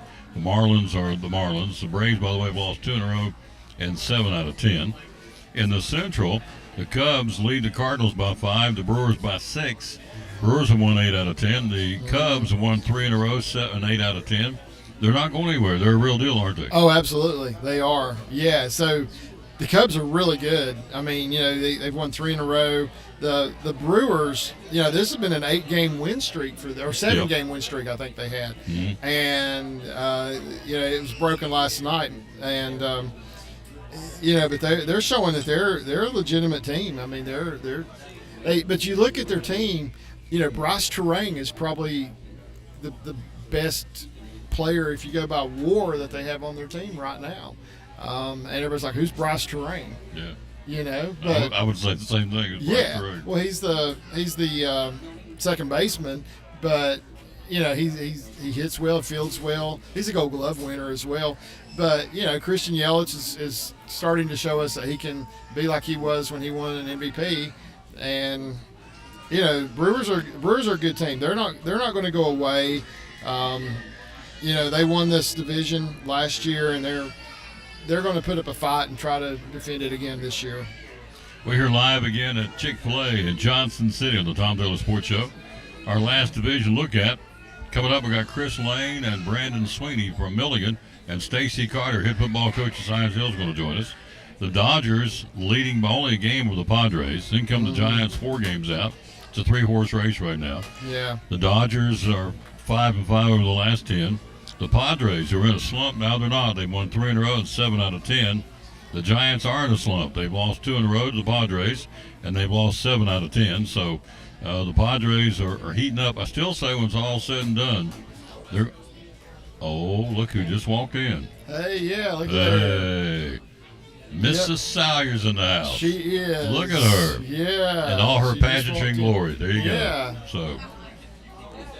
You want to come over and be seen on camera? Don't guess she does. She does not. No. She does not. No. Yeah. So she's picking up food for Abigail. And There you go. they're going to have lunch. Isn't that sweet? A mom and daughter lunch. Yeah. That's so sweet. She hasn't really. Abigail's on the move all the time, isn't she? Yeah, No. and she was gone this past weekend, speaking at a ladies' retreat. So Wendy was. Oh, really? Yeah. Awesome. Yeah. Did you stir the pot? Did you bring down the thunder? That's cool. That's awesome. Her theme, she spoke 4 times, and her theme was just "but God." But God. Yeah. And what changes when we see those 2 words in the But scripture? God. Yep. That's a great. Always a great change takes place when we see that. Yes. Amen. Yeah. But God. That's good.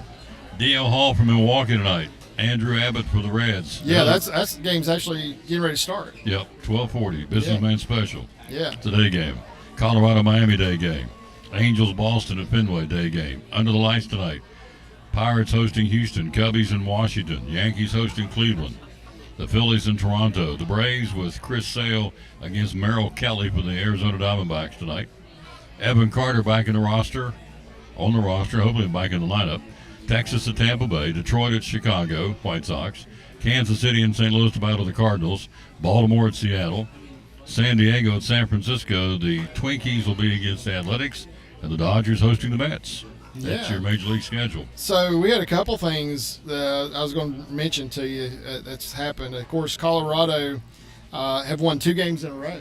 It's only the second time this season they've had a winning streak, if anything. They've hit double digits. Yeah, so they beat the Marlins 2 games in a row. They finally won a series. That's the first series they have won all season. Going back into last season, they had not won in quite some time. But they set a record for be the only team in baseball history to not win their 10th game before they have their 50th loss. So they were 9-50 before that 2-game win streak. They're now 11-50. Yeah, that's. Don't print those World Series tickets quite yet. Yeah, I would say not. No. So, anyway, and of course Corbin Burns went out with an elbow injury. Yeah, that's never good to see something like that. And our guy that I was talking about last week, Cal Raleigh, the catcher. He now leads all of Major League Baseball with 23 home runs. He has passed Shohei Ohtani. Who does thunk it? Yeah. You're right. He's having a heck of a year. So. He is. They are saying that he may be having the greatest season for a catcher in baseball history. That's saying a lot. Yeah. Well, that's saying a little early for that. It's early for that, but he's on pace to do that. These squirrels, he's on pace to do that. Was that me? That's you. Scan likely. You probably don't want to answer that one. No, I don't answer them. Don't answer them half the time. Yeah. So these squirrels, I mean, they're already talking trade deadline, July 31st. What's the teams will do? And I'm thinking it's June the 4th. Yeah. I mean, we're kind of pushing the envelope a little bit. So now they're saying this guy's one of the greatest. I mean, they talked about Judge last year. You know, Oh, yeah. he is projected. You know, he's on pace. And he's having a better season this year than he did last year. You almost. can't do on paces because things happen. Right. Take it day by day by day. Yeah. Well, he's going to hit 800 home runs this year. No, he's not. He's on pace too. Well, on pace and doing is two different things. Yeah. Let it just enjoy the moment.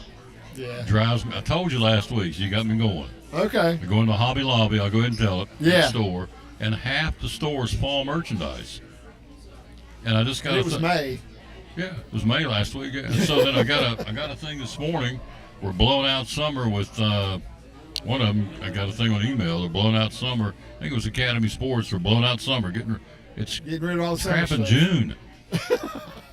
I mean, It's just now got hot. but we're blowing out the summer. We're getting rid of all the summer merchandise markdown. I'm going to get it out of here. And I'm thinking, it's crap in June. What are we doing? I mean, it drives me nuts. The day after Christmas, the lawn and garden where the Christmas is, they're Valentine's Day. The Yeah. next day. Yes, they do. So, come on. We got to enjoy the moment. So, he may have the greatest catching in baseball history. I'm going to go on record right now on June 4th saying it ain't going to happen. Okay. I It hope might it does. not. I hope it does too, but it may not. You're right. Yeah. I mean, you hear this all the time that he's on pace to do this. I'm thinking it Yeah. never pans out. Yeah. Because things happen. They get hurt. Yeah. That 1970 season Johnny Bench had was pretty doggone good season. They go in a slump. So he's going to have to. I mean, Johnny Bench hit 45 home runs that year, and he had a pretty fantastic season. I mean, and that's not the record because Perez has 48, but I hope Raleigh hits 50. I really do. I hope he does it. But to sit here on June the 4th and say, "Oh, he's going to have the greatest year ever," Yeah. dude, we don't. He's don't on stop pace. playing. He's on pace to do it. The pace is on pace is a key phrase. It is. We're playing 'cause baseball in anything can September. happen. Oh, it normally does. So There's a reason they play the games, right, that's Tom? it. You got it. Drives me bananas. Enjoy your lunch. Yes, sir. I sure See you will. next week. Yes, sir. You're a good man, Charlie Brown. We'll take a break. We'll be right back. Milligan University. They've got a trophy here to show off. Yeah. Brendan Sweeney and Chris Lane joining us, and also Stacy Carter coming up, head football coach of the Science Hill Hilltoppers. All that straight ahead on the Tom Daly Sports Show. We're talking to our great sponsor of Cyclone Sports and Tom Daly Sports Show, Dr. Smith, and the folks at Physical Therapy Services. For those out there who have no clue, tell us what it's all about. Physical Therapy Services is a local mom and pop run physical therapy and occupational therapy clinic. We have clinic locations. We have 3 locations, 2 in Elizabethton, 1 in Roan Mountain. Our main office, where I'm located at 1975 West Elk Avenue, we focus on adults and athletic injuries. We have a pediatric clinic at 1500 West Elk Avenue that does both physical therapy and occupational therapy for the little kiddos out there. And then we have a clinic in Roan Mountain as well to take care of our wonderful Carter Countyans in the Roan Mountain community, and all focused on orthopedics and sports-related injuries, along with just general concerns with patients and people that want to be able to get out and move better. The human body is made to move, and that's what we try to do, is keep people moving. Keep people moving. Hours are open. 7 a.m. to 5 p.m. Monday through Friday. Social media, how do we find out more about you? Physical Therapy Services on Facebook. Look us up. You can also find us online at ptstn.net. And or you can just call the office, 423-543-0073, and we will put you in touch with the right people to get you the correct care that you need, whether it's through us or through one of our other affiliates that we work with. There you go. One of our great sponsors, love promoting them. Again, the great folks at Physical Therapy Services, proud sponsor of Cyclone Sports and the Tom Taylor Sports Show.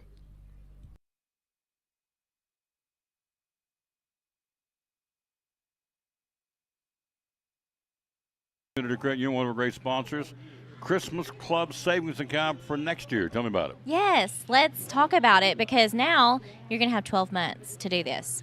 What better time than right now to open your Christmas Club savings? There's no cost on this. This is just something that we can help you transfer automatic funds, either weekly, bi-weekly, monthly, out of your check. So that way you won't even have to worry about it. And each time that you have that transferred, either you can do it yourself or deposit into this account, or we can have automatic draft set up. That's just convenient for you. And like I said, it's just another sub account to your savings and checking at Northeast Community Credit Union. So if you have any questions, visit bemycu.org or come in and see us at one of our convenient locations, or call 423-547-1200. And you cut checks when? Next year? October, November? So when you get your checks? Yes. Save it up all year? Yeah, so direct deposit could be your monthly paycheck. Okay. And so you can allocate a percentage of that paycheck into the Christmas Club. And that way, when you get to October, November, it's going to be built up. And so it's a great feature, and people love it. The Christmas Club Savings Account for Christmas 2024? Yes. From Northeast Community Credit Union, one of our great sponsors of the Tom Douglas Sports Show and Cyclone Sports. Back on the Tom Douglas Sports Show. This is our Milligan University segment. By the way, turns out we're going to be in Milligan tomorrow at the basketball camp. So is Christian around tomorrow, maybe? Yeah, I think he actually is back tomorrow. Yeah, we'll have to get him on tomorrow, our athletic director. The guy travels. He must have bags packed at the door all the time. The guy is on the road, and with good reason. He's building the program, doing a great job building the Milligan University athletic program, but the guy is on the road all the time. Oh, yeah, all the time. And, it's a job of an athletic director that there's just so much to do, so much going on at all times. And so we really appreciate all his hard work for Milligan Athletics. Absolutely. Chris Lane joins us coming up in a few minutes, our great track and field coach at Milligan University. We're lucky to have him. A lot of people like to have him, but he continues to stay with us. I'm glad he does. And Milligan and keeps clicking them, winning them championships. We'll let him talk in a minute. You brought some hardware, sir. Show this hardware. Yeah. This is really cool. Brought the AAC All Sports Trophy, named after Deward Walker, Milligan legend. Awesome. The Milligan Buffaloes ended up with the All Sports Trophy this year in 24-25. 406 points that they brought in on the year. And what that means is, depending on where you finish in the conference and all the different sports throughout the year, you get this point value. And we had enough points accrued that we were numero uno in the whole league. We were number one in the league, and took the trophy back from Reinhardt, who won it last year.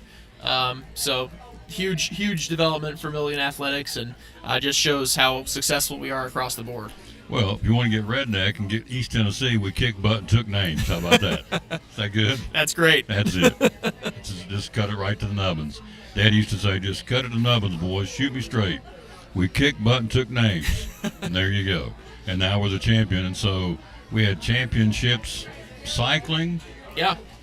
Track and field with Coach Lanes. We'll talk about it in a minute. I'm going to steal his thunder. But outside of track and field, what else do we have national championships in? Yeah, well, we had cycling national champions. We had 9 collegiate national championships this year by cycling.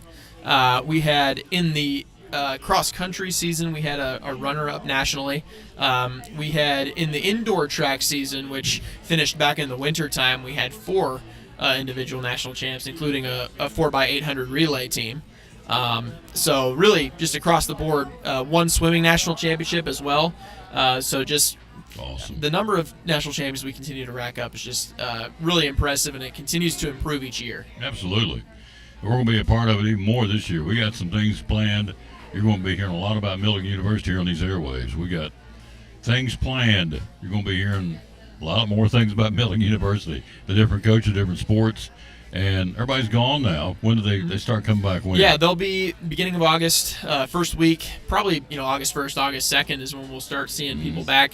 Some athletes, probably August 3rd and 4th is when our soccer teams and volleyball team will get going again, getting ready for their fall competitions, which start mid-August.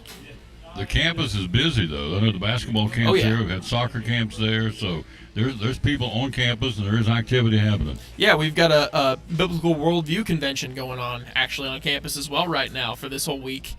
So that's another thing going on. We've got kids everywhere, high schoolers, kids in elementary school at the basketball camp. So it's a busy campus. If you've never been on the campus, just take 10 minutes. It's not a big campus, but take 10 minutes to drive straight up to Main Street, and it's like a postcard. year round. Of course, right now it's all greened up with the obvious flowers, and the spring and summertime. In the fall, the leaves turn. Even in the winter when there's snow, it's a gorgeous place. And so avail yourself a chance to drive on the campus of Milligan University. It won't take long. It's not a huge campus, but it's a beautiful campus, isn't it? Oh, yeah. It's one of the reasons that I chose Milligan to come work at. So definitely a beautiful campus. And I know my parents, when they came onto campus the first time, they said, wow, this looks like an Ivy League school. So, I mean, it's really impressive. Yes. Now, speaking of, hello, Joanne Smith. How you doing, lady? And Deborah Sparks. Speaking of traveling, you're about to go to Orlando, is that right? I am, yeah. I'm about to head to the College Sports Communicators Convention down in Orlando, Florida, at the Marriott World Center. And that's a collection of people in my job across the nation at all levels, Division I, II, III, NAIA, also JUCO, and also at the same time is the NACDA convention, the National Association of Collegiate Directors of Athletics. So Christian Pope will also be there. So and other directors of athletics from across the nation. So when you go down and sit down and talk, are there other schools doing what we're doing? We're streaming some of the games, and we stream more this year, but are there other schools doing what we're doing? Yeah, absolutely. This is one of the really cool things at our level is having these types of partnerships with outside, entities that really love the schools that they work alongside. And just like you, Tom, in other places, it's happening everywhere. And so we really value this partnership that we have with you on the Tom Taylor Sports Show. We love being here. 2301, by the way. This is show number 2301. We hit 2300 yesterday. We'll be on campus tomorrow. We'll hear about 150 basketballs bouncing. We'll be right in the middle of the action. I love it. All those kids, and we'll be in the middle of the camp. We won't be in the camp, but we'll be around the camp. About that, because we'll be on the main floor at Steve Lacey Fieldhouse. So we do this once a year to help Coach Robinson, and we love that guy. And so it's a great marketing tool for Milligan. Oh yeah, it's huge. Having our sports out there in the community and people around the area knowing when our events are happening, what's going on campus. That's just really invaluable for us as an organization. And he has said there's been kids that have come through the camp that ultimately either became students or basketball players, either guys or girls. They end up playing for Milligan basketball as a result of being a camper at some point, and some didn't go on with basketball but came as a student anyway. Oh yeah, I know there's been soccer athletes who have come who used to come through the camps with Bill on the court up top. So it's definitely a great marketing tool for the school. Kids get to spend their time on campus and really be around some great people, Coach Robinson, his staff. And so it's just a great opportunity for us to, show the love of Christ through Milligan University to those kids. Amen. Looking forward to it. We'll be there tomorrow. And, of course, Christian will hopefully be on the show for a few minutes. He's busy, but he's a visionary. I want to see what he's got on his plate, what he's wanting to do, what he is doing at Milligan University as an athletic director, and then maybe some of the other coaches. I know Coach Rob's going to be on there for a little bit, too, so in the midst of the camp. So we'll be there tomorrow. Friday we'll be at Food City, and so we blink, and we'll literally blink, because here it is June 4th, and we'll look up and go, ruh-roh, here we go, brand new year. Yeah, it's coming right around the corner. Lots of cool developments happening with Milligan Athletics, like a new website coming out in August, which is going to be really, really awesome. The goal is user accessibility. It's going to be a fresh new look as well. So really excited for that. That's August 1st. That's going to be released. So coming right around the corner. Yep. Show that one more time, sir. I'm glad you brought that. That is awesome. How about that? I'm proud as a peacock about that. I didn't catch the first pass, throw the first ball, run the first relay, nothing. But love promoting Milligan University. It's a great place. Great peeps like this guy here. We're Raiders fans. Are we excited? Yeah, I'm excited. I think, I think Ashton Genty just makes it, much more exciting. And I think as an offense, we'll be just much more watchable than we were last year. We have nowhere to go but up. So hopefully the Raiders can get it going. So it's a game of cycles. We've been down long enough. It's time for us to go back up where we used to be, the silver and black. That would be nice. Yep. Commitment to excellence. Just win, baby. So Yesterday, Doug told me, my buddy Doug was watching, said Titans are going to be. I said, I went on the record. Maybe I shouldn't have. I said, okay, I'm going to go on record right now and say on June the 3rd, the Raiders will have more wins next year than the Titans for a free lunch. He said, your bet's on. So, do we have a chance? I think so, yeah. I mean, the Titans are struggling. Yeah. I mean, they got the number 1 pick at quarterback, but I'm not sure what they have around him. Yeah. There you go. All right, get you some lunch. Thank you, sir. All right, you got it. See you tomorrow. Sounds good. Chris Lane's here. Let's get Coach Lane in here in the house. He is ready to roll. Coach Lane, our outstanding track and field coach from Milligan University, who's also a Raiders fan. So, how you doing, sir? Good. How are you? He is hard to catch, so enjoy this interview because this guy's on the move, either recruiting, traveling, doing something. You stay on the road, don't you? Stay hot and heavy, don't you? We do. This is a period of time where you can at least catch up a little bit. Sure. It's not, the world of college athletics is on the move more than ever, and so recruiting doesn't stop. But getting to enjoy a little bit of downtime for sure. We had a great run in Indiana, the track and field championship. Brag on your kids, would you please? Oh man, small but mighty group. Probably, we saw Bryn Woodall win one of the most hotly contested 1,500 meters in NAI history. No question. You had two of the best guys ever battling it out. And Bryn really just stayed true to our race plan, and he's a super talent, and he finished that thing off with a big victory in the men's 1,500. And then earlier in the meet, the guys got together again and won their second national title in the 4x800 meter relay, and again over a really good Oklahoma City team and a couple of teams that had run really fast early in the year.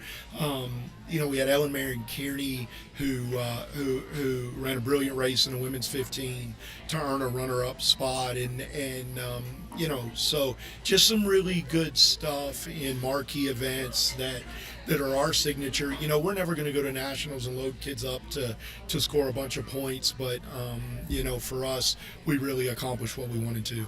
So Bryn, back to his win, he was trailing. The kick got it for him, right? And he kick it and turn the afterburners down the stretch. Yeah. I think what they were really trying to do was take that thing out hot.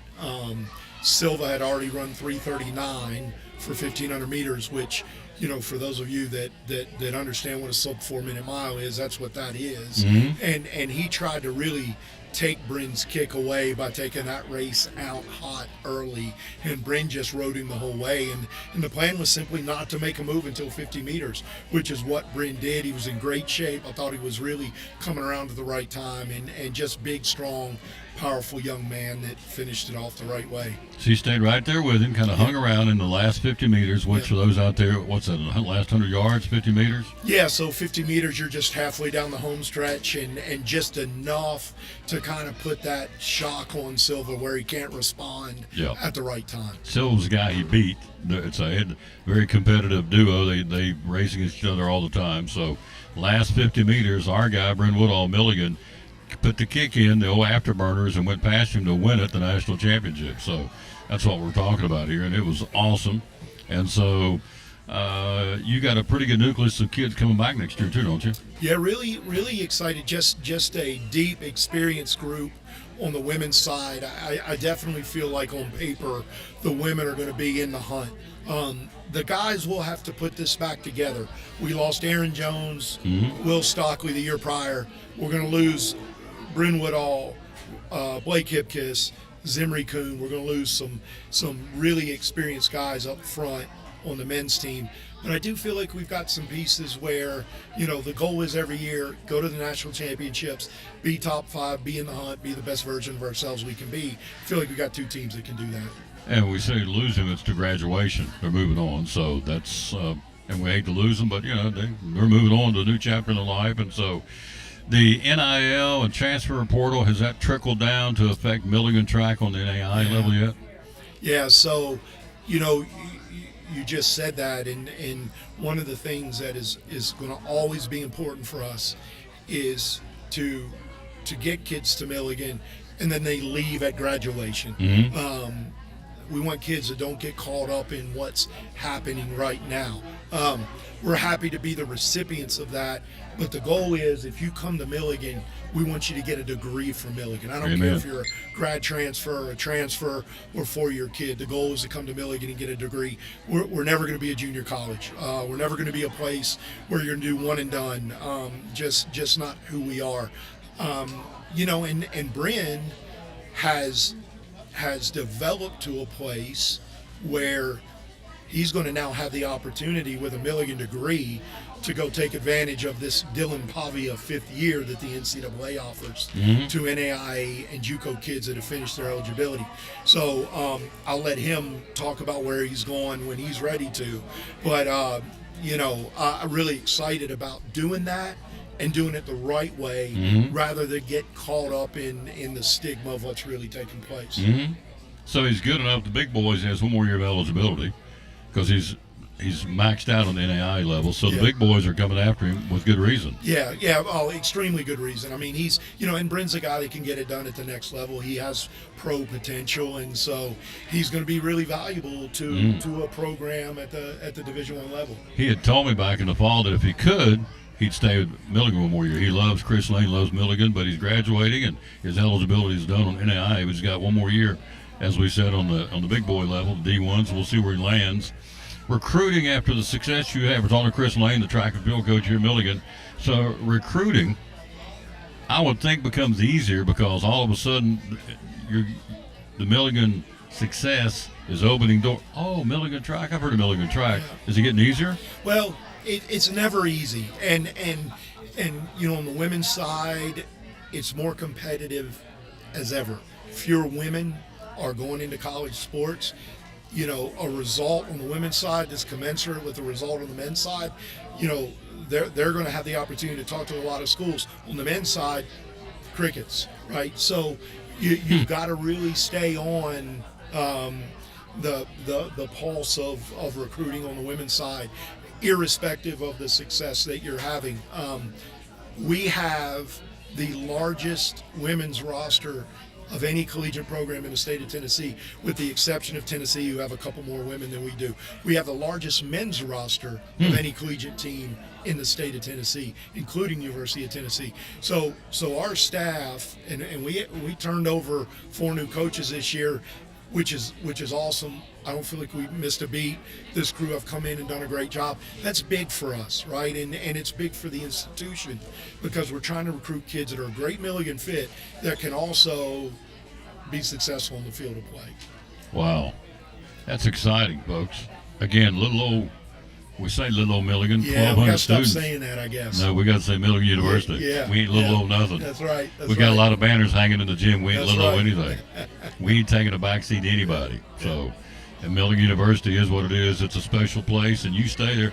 And when you go out recruiting, every coach tells me this, we're looking for the Milligan student. Not every student fits Milligan, does it? Yeah, and listen, we're not going to be for everybody, but I think the opportunity we offer is if you've got any aspect of faith in your life, and that's important, then we're going to be a great fit.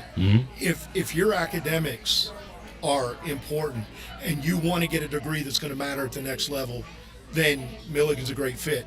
And then what we try to do is offer an athletic experience that is second to none, and look, we're not going to have as many shiny elements as other places, but our kids are going to move at the same rate, they're going to improve at the same rate, and they're going to do it without a lot of the stress that I think a lot of kids are getting at the Division I level right now. Because if you don't perform, That's it. It's a business. And that's not me saying that, that's a reality right now. Absolutely. Plus, when you get a degree from Milligan, that piece of paper means something. It opens doors. Look, we've got kids in medical school. We've got kids in dental school. We've got nurses and teachers, educators all over the Southeast. They want to hire our kids because of the, elevated education that they're going to get. Absolutely. Now, your pride and joy is sitting right over there, is she not? Oh, man, yeah. Get her to come over here. I want her to stand behind her daddy. Now, you talking about daddy come right back here and stand.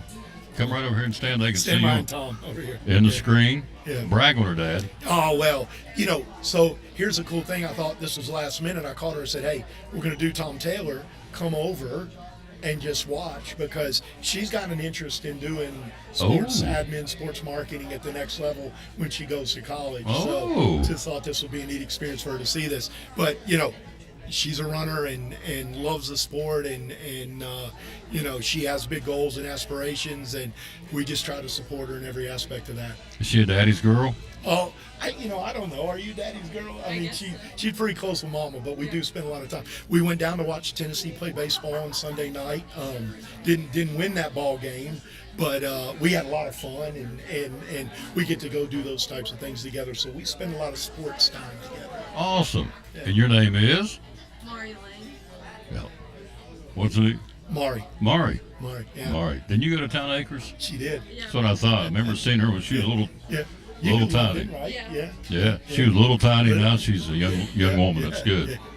Last thing, you know what I'm talking about? Yeah. The Raiders. What do you think? Well, the Las Vegas Raiders. Listen, and Brendan and I were talking about this a little bit.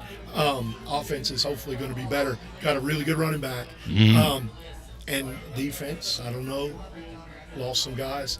But hey, did you see the Australian rules footballer that's coming in? No, I didn't see that one. 6'6", 348. I believe he's a defensive lineman. Came from rugby. Wow. An I didn't know Australian that. native. I was just reading the article on him today. So That's pretty exciting. Look, we got to love them regardless. Yeah. But it would be nice to get a few dubs here coming up. Win, lose, or time, a Raider till I die. Is the way I That's say right. it. So it's it's a game of cycles. You know that. Yeah. We've been down long enough. We need Yeah. to get back up. That's right. The That's right. Raiders. Yeah. Always a pleasure, sir. Appreciate you, Tom. Yes, sir. Thanks, man. Thank you. You guys are awesome. Milligan, Coach Chris Lane, we're lucky and tickled to death we've got him. He does a wonderful job. We'll take a quick break. Another guy does a wonderful job. Stacy Carter, head football coach of Science Hill Football. He's here, came straight off the practice field to be on the show, and I cannot thank him enough. He's a great guy. Love him to death, and he joins us next on the Tom Taylor Sports Show.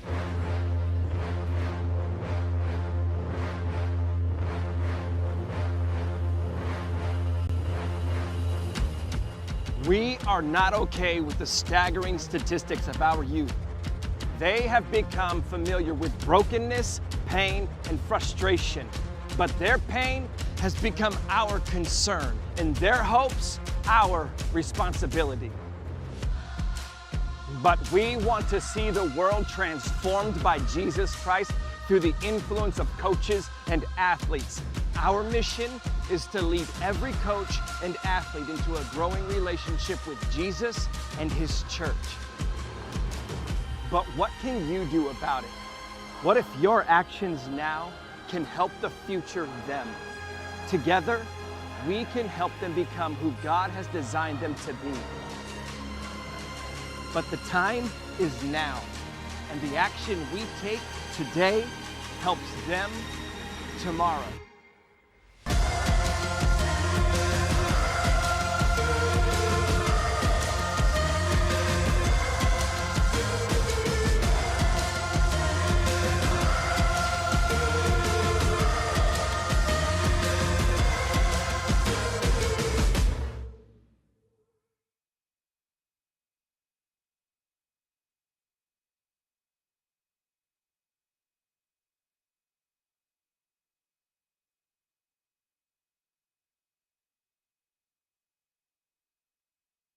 One of our great sponsors on Cyclone Football, again, the great folks at Ivy Hall Nursing Home. Joseph Taylor, tell us what it's all about. Yes, sir. We specialize in short-term rehab or long-term care. We accept all major insurances. We accept Medicare, Medicaid. What we really love is people that come in that have had a knee replacement, hip replacement, come to Ivy Hall for some inpatient rehab. We have physical therapy, occupational therapy, speech therapy. We have a full-time respiratory therapist. And Tom, you can see I'm a big guy, so you know I like food. I know good food, and Ivy Hall specializes in home-cooked meals, three good meals a day, You can catch me every day right at the door getting my tray myself. There you go. That's awesome. How do we find out more about Ivy Hall on social media? Yes, sir. We have a Facebook page, Ivy Hall Nursing Home on Facebook, or a website, ivyhallnursinghome.com. One of our great sponsors, folks. Glad to have them on board. Ivy Hall Nursing Home on Cyclone Sports and the Tom Taylor Sports Show.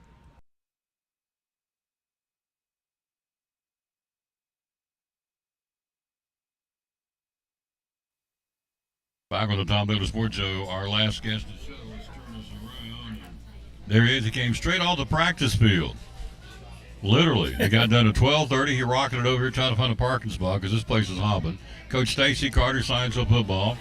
Good afternoon, sir. How you doing? I'm fine, Tom. How are you? Oh, I love having this guy on the show. Me and him go back a long ways. Long way. Long ways. Back in the days of Solomon South football. I ran into a guy the other day. You'll appreciate this guy because I told him, I said, when I was doing South games, we played you in football. I said, we didn't like playing you because you got tougher. The more we hit you throughout the course of the football game, the tougher you got. He just grinned. It was Ethan Thomas, the running back from Cyclones. Oh, what a good player. Oh, man. Good player. And at Science Hill, too. I had to deal with him at Science Hill, I guess, the last 2 years. My goodness, what a player. He'd get pounded and just got stronger as the game went Good on. play. And we slipped by, early, beating them like just a very close games. Mhm. But, to get by a player like that was amazing. Yep. So I've got the countdown on, so let me show everybody what we're doing here because we've got it, put the ticker on, and there it is, countdown to Cyclone and Science Hill, 79 days, 2 hours, 30 minutes, and 14 seconds and counting. But who's counting? We're counting because it's here, isn't it? Oh, it is here. It won't be long, and we'll be lining up against Betsy and is getting this thing started off like we always do. Absolutely. And it's a good thing, and I appreciate you and Sean getting, with the scheduling and the TWSAA getting involved and everything going on. You guys said we still want to play Science Hill and Elizabeth, and hopefully that first game of the year. So appreciate you guys doing what it takes to keep the rivalry going. It's a good thing. Well, absolutely. Sean's a big part of that. A lot of these smaller schools, we've got so big. Science Hill, a lot of people will, not play us to say you're a big school. But not Sean. He's going to line up every year and play it. He knows that makes his team better, and he knows the significance of the rivalry going way back when he played and before with his grandfather. So it's just a big deal for us to keep it. But, and as good as football team as Elizabeth have, no matter what classification is, it's always going to be a great football game. So we're glad we've kept it. We're looking forward to being here. Coming up Kermit Tipton Stadium again in 79 days. So the conference, I can't keep up. You guys see you're losing Boone. Boone's coming down to our league. Are you gaining anybody? Well, Boone was a non-conference game for us, so they weren't in our conference anyhow. Right. That's right. But who we lost was William Blunt. So what it ended up doing is put us in a 5-team lead, which ended up us having to find 6 football games, which was almost impossible. And we just found, right before the end of school, we ended up getting Bearden's because they had the Catholic and them had canceled and they're playing us, or we would have had 9 games like Elizabeth did about 4 or 5 years ago. Mm-hmm. So you've got 6 non-conference. People don't understand. It's tough. It's like a jigsaw puzzle.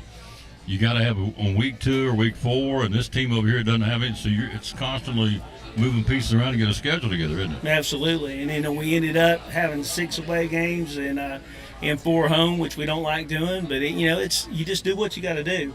The thing about it is the school's expanding, getting bigger. With us and Dobbins have been we're up here in East Tennessee corner, and there's not a lot of teams that are that big in classification. So if you look down at Murfreesboro or Knoxville, in their 6A conferences, they have 18 conferences. They have to find 3 games. Well, they can find 3 games before they get to Johnson City or Kingsport, and that's why it was hard for us.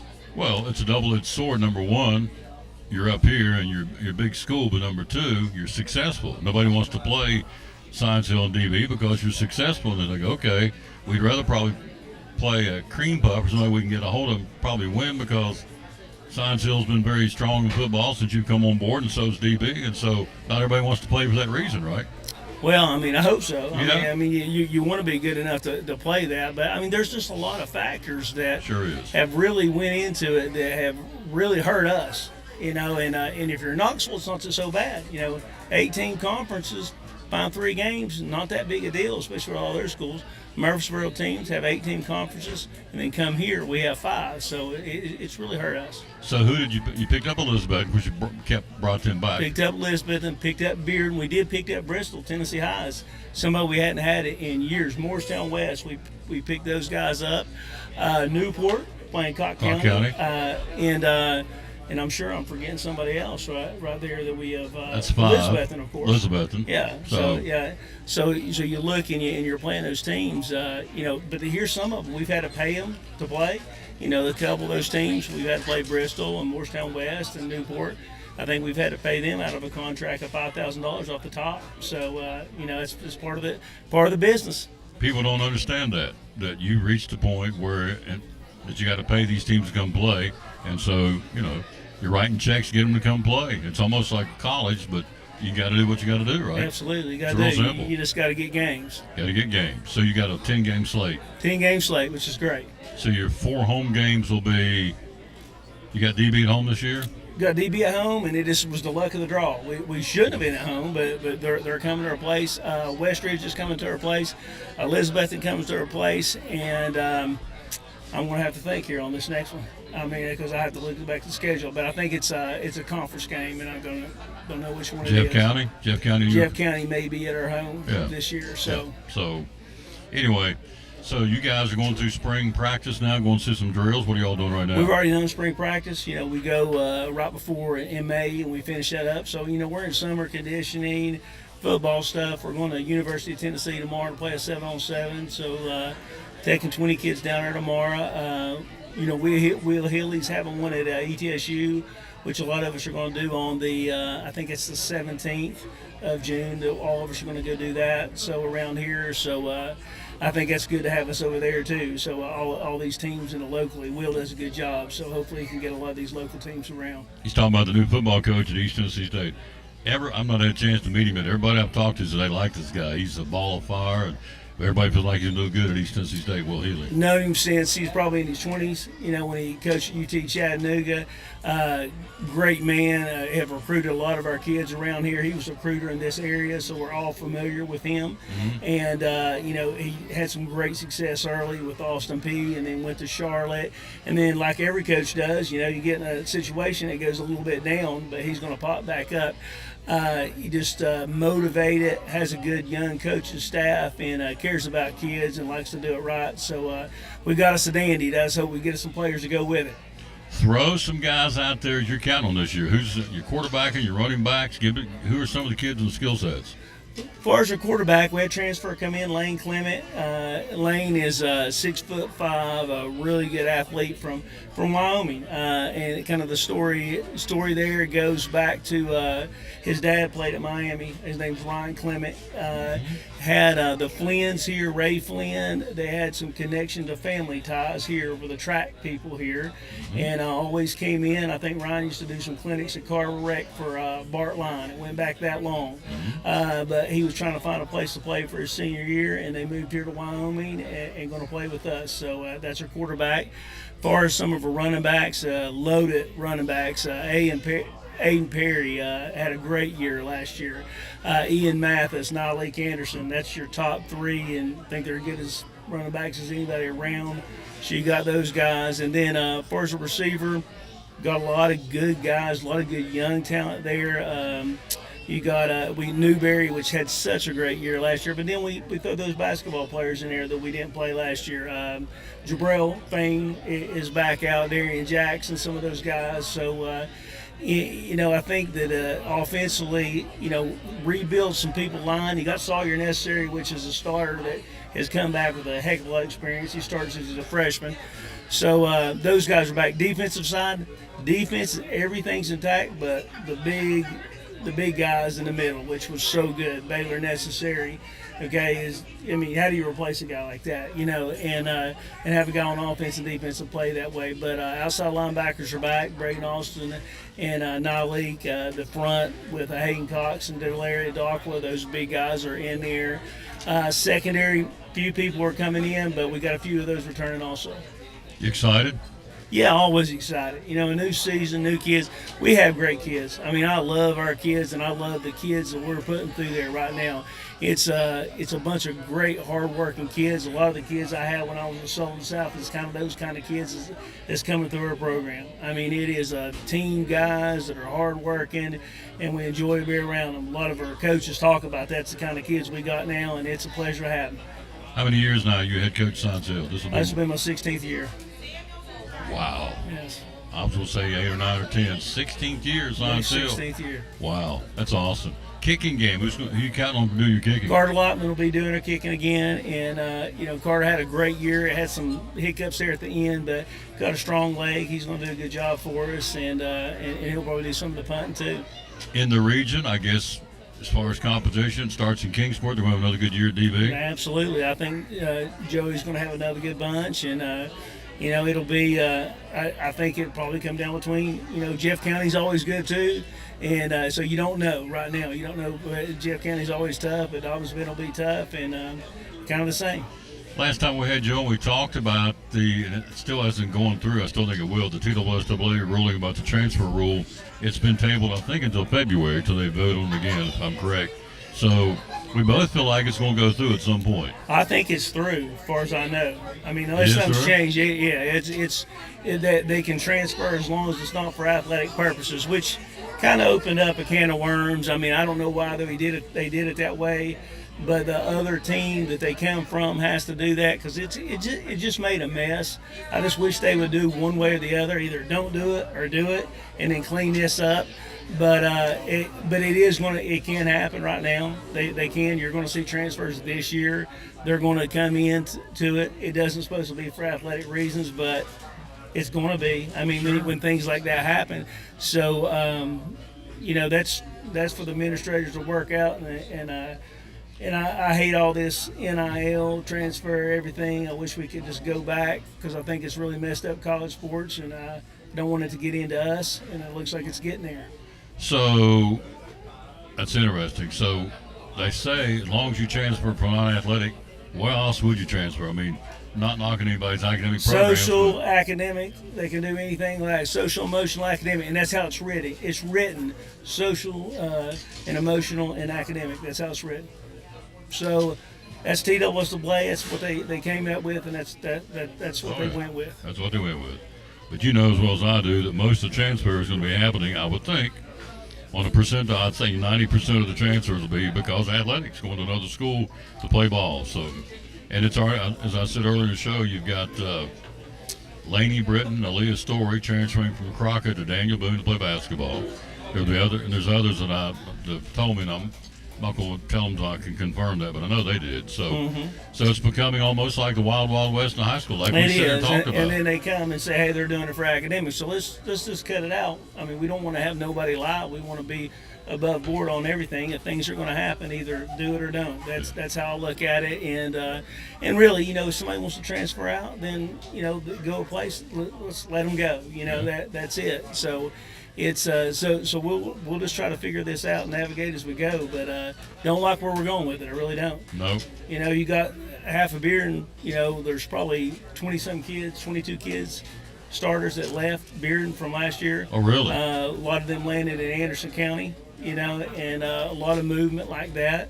A lot of talk about NIL stuff and things going on like that, which is legal, but that's where we're going with this. So. If you're the coach, I don't know who it is, the coach at Bearden. If you lose 22 kids, walk out the door. I mean, Bearden's a pretty big school, but how do you replace 22 kids? I mean, I'm sure. I don't think you do. You know, No? and Brad Taylor took over, which had done a great job. You know, probably 10 years ago, and then they've had, and that was the coach that got relieved that went to Catholic. That would be Jones. Josh Jones was at Bearden, and then he got relieved at Bearden, and then that's after all this has happened. So 22 kids left Bearden. Yes. And you're Stacy Garza. Okay, you got to fill those 22 holes, get ready for a football team. I don't know how you do it. It ain't you easy can't to do do. that. No, you can't. So my question is, we don't have this answer, but just thinking, where's this going to end? I mean, where's the stopping point? Because I mean, now that Bearden football team's been decimated. He's got to go out and find people that they're not out there walking the halls. I wouldn't think to be on the football field to begin with. So Where does this go? Do you know? Do you have any Well, I mean, idea? I think it goes where the college goes first. I mean, are we going to get a handle on this? I know you've heard Nick Saban and everybody talk about, what this is doing. So, where does the regulations come in, where it is, because everything trickles downhill, and that's what's happening right now. Until they get their act together, I don't know if the high schools will. A lot of this is legal matters. A lot of this is, TWSAA, do not want to get sued in certain situations because it's a lot of litigation issues. Florida has did a transfer rule. Didn't do very well for them. They have really struggled. So there's so much stuff that have seen people do it and not go right, but it's kind of opened up now because of the litigation. So everybody's afraid not to do it. Yep. And so there's a lot of stuff happening. Makes it tough to be a coach, doesn't it? Absolutely. It's a lot different than when I started, and this is not what I mean. Got into it for student athletes to play football and for their hometown, and to get everybody together and build a program and do things like that. That's why I'm into it. That's the way I always will be into it. So when it becomes different, which it could in a few years, hopefully we get a handle on it. I mean, for the young guys coming out, this is not the same coaching that, I started or, with Sean started. I mean, it's a totally different thing right now that we're really getting ready to get into. It's awesome. And it's sad, but it's awesome. Awesome that you come be on the show. That's what I like. So, Science Hill football, 79 days till kickoff. So, you got summer workouts right up until the dead weeks, last week in June, first week of July. Everybody goes on the vacations there. Then we get back and we're ready to roll. I think we have a few 7-on-7s. We have some with a couple with Elizabeth and a couple with Green. We have one with Greenville and Dobbins Bennett. We do a few things right there. We kind of try to use each other and help each other out. We do those, and then we get right back into it. Wow. Thanks for coming, man. Thank you. Appreciate you. Always a pleasure. It's going back down memory lane. We've not done games together since, well, you've been to Science Hill for 16. I did 1 year at Science Hill with you, so it's been 15 years or so we did ball games, and before that we did South. That was a good time in South. It was a good time. Oh, good people loved it. and Good people. And love that. Still mad they closed that school, but Absolutely. I am too. Ain't nothing I can do about it, but I just think it made a big mistake. So that was a great community and a great good community to grow up in. It really was. Yeah, it was. I was honored to be part of the South community calling those ball games out there in the Rebel Nation. Get you some lunch, sir. Thank you. Appreciate you. Yes, sir. Quick break. We'll be right back to close it out right after this from the Jewelers Bench. We're talking to Sherry Holtzclaw, one of our great sponsors, the Cyclone Sports and the Tom Daly Sports Show. A lot of jewelry stores out there. Why the Jewelers Bench? So everything is done in-house. Nothing gets sent out. We do ring sizing, necklace repairs, replace stones, shorten bracelets, necklaces. We repair silver jewelry. There's not a lot of jewelry stores that will repair silver jewelry. So we're one of the ones that do. Occasionally watches, we do some watch repair. Some of it we do have to send that out occasionally, but I let you know when I do, so it doesn't go out without you knowing about it. Watch batteries. They replace a lot of watch batteries. Again, every day. Yes. John Holtzclaw is one of the few jewelry repair people in the area. There's not many of them left, so they do jewelry repair here. Remember that. They ship all over the country. The website is jewelersbench10.com. The hours you're open are Monday through Friday, 9:30 to 6, and then Saturday, 9:30 to 2. All right. And social media, where do we find you? Facebook and Instagram. And the phone number is? 423-542-5600. Be loyal, buy local. It's a mom and pop store. Been here for a long time here in Elizabethton, serving not just Elizabethton, but the entire Tri-Cities and really anywhere in the country. The Jewelers Bench, proud sponsor of the Cyclone Sports and the Tom Taylor Sports Show.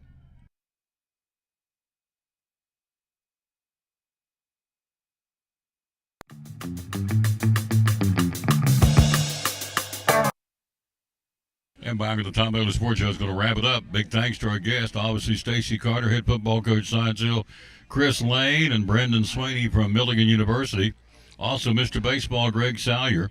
And we got to start with Jeff Birchfield, sports writer at John City Press, Kingsport Times News. So all that right here on the show number 2301. There you see the countdown for football, 79 days, 2 hours, 12 minutes, and 24 seconds and counting. the Cyclone Football 2025. We're looking forward to it. So we're out of time. We sincerely thank you for yours. We will reconvene tomorrow. We'll be at Milligan University, ready to bring it to you. We'll be there right in the middle of the basketball camp. 150 campers will be right around here in the bouncing basketballs and the squeaking tennis shoes, and it's really cool. I love going out there once a year and doing that. So let's give you the verse today. We always wrap it up. Do you have peace in your heart dealing with the trials and situations of everyday living? Peace is defined as a deep sense of security, trust, and fulfillment. Deeply rooted in a relationship with God, He gives you a stillness in your heart. Stillness in your heart. Here's the verse today. 2 Thessalonians 3:16 says, now may the Lord of peace Himself grant you His peace at all times, in all ways, under all circumstances and conditions, whatever may come. The Lord be with you all. Let the peace, His peace, that passes all understanding, be with you today. That's the verse today. We always dedicate our show to the man hung on the cross. We appreciate that. We're out of time. We sincerely thank you for yours. Rejoining you tomorrow in Milligan. Friday we'll be at Food City. And so he's right over there, my man, Tim Birchfield, the owner of said Chick-fil-A, and Connie Larimer, the marketing lady. This is Tom Taylor saying, as always, bloom where you planted and win or lose. Be a good sport. Thanks for watching show number 2301 from Chick-fil-A in Johnson City on People Street, right down from Best Buy here in the Tom Taylor Sports Show. Have a great rest.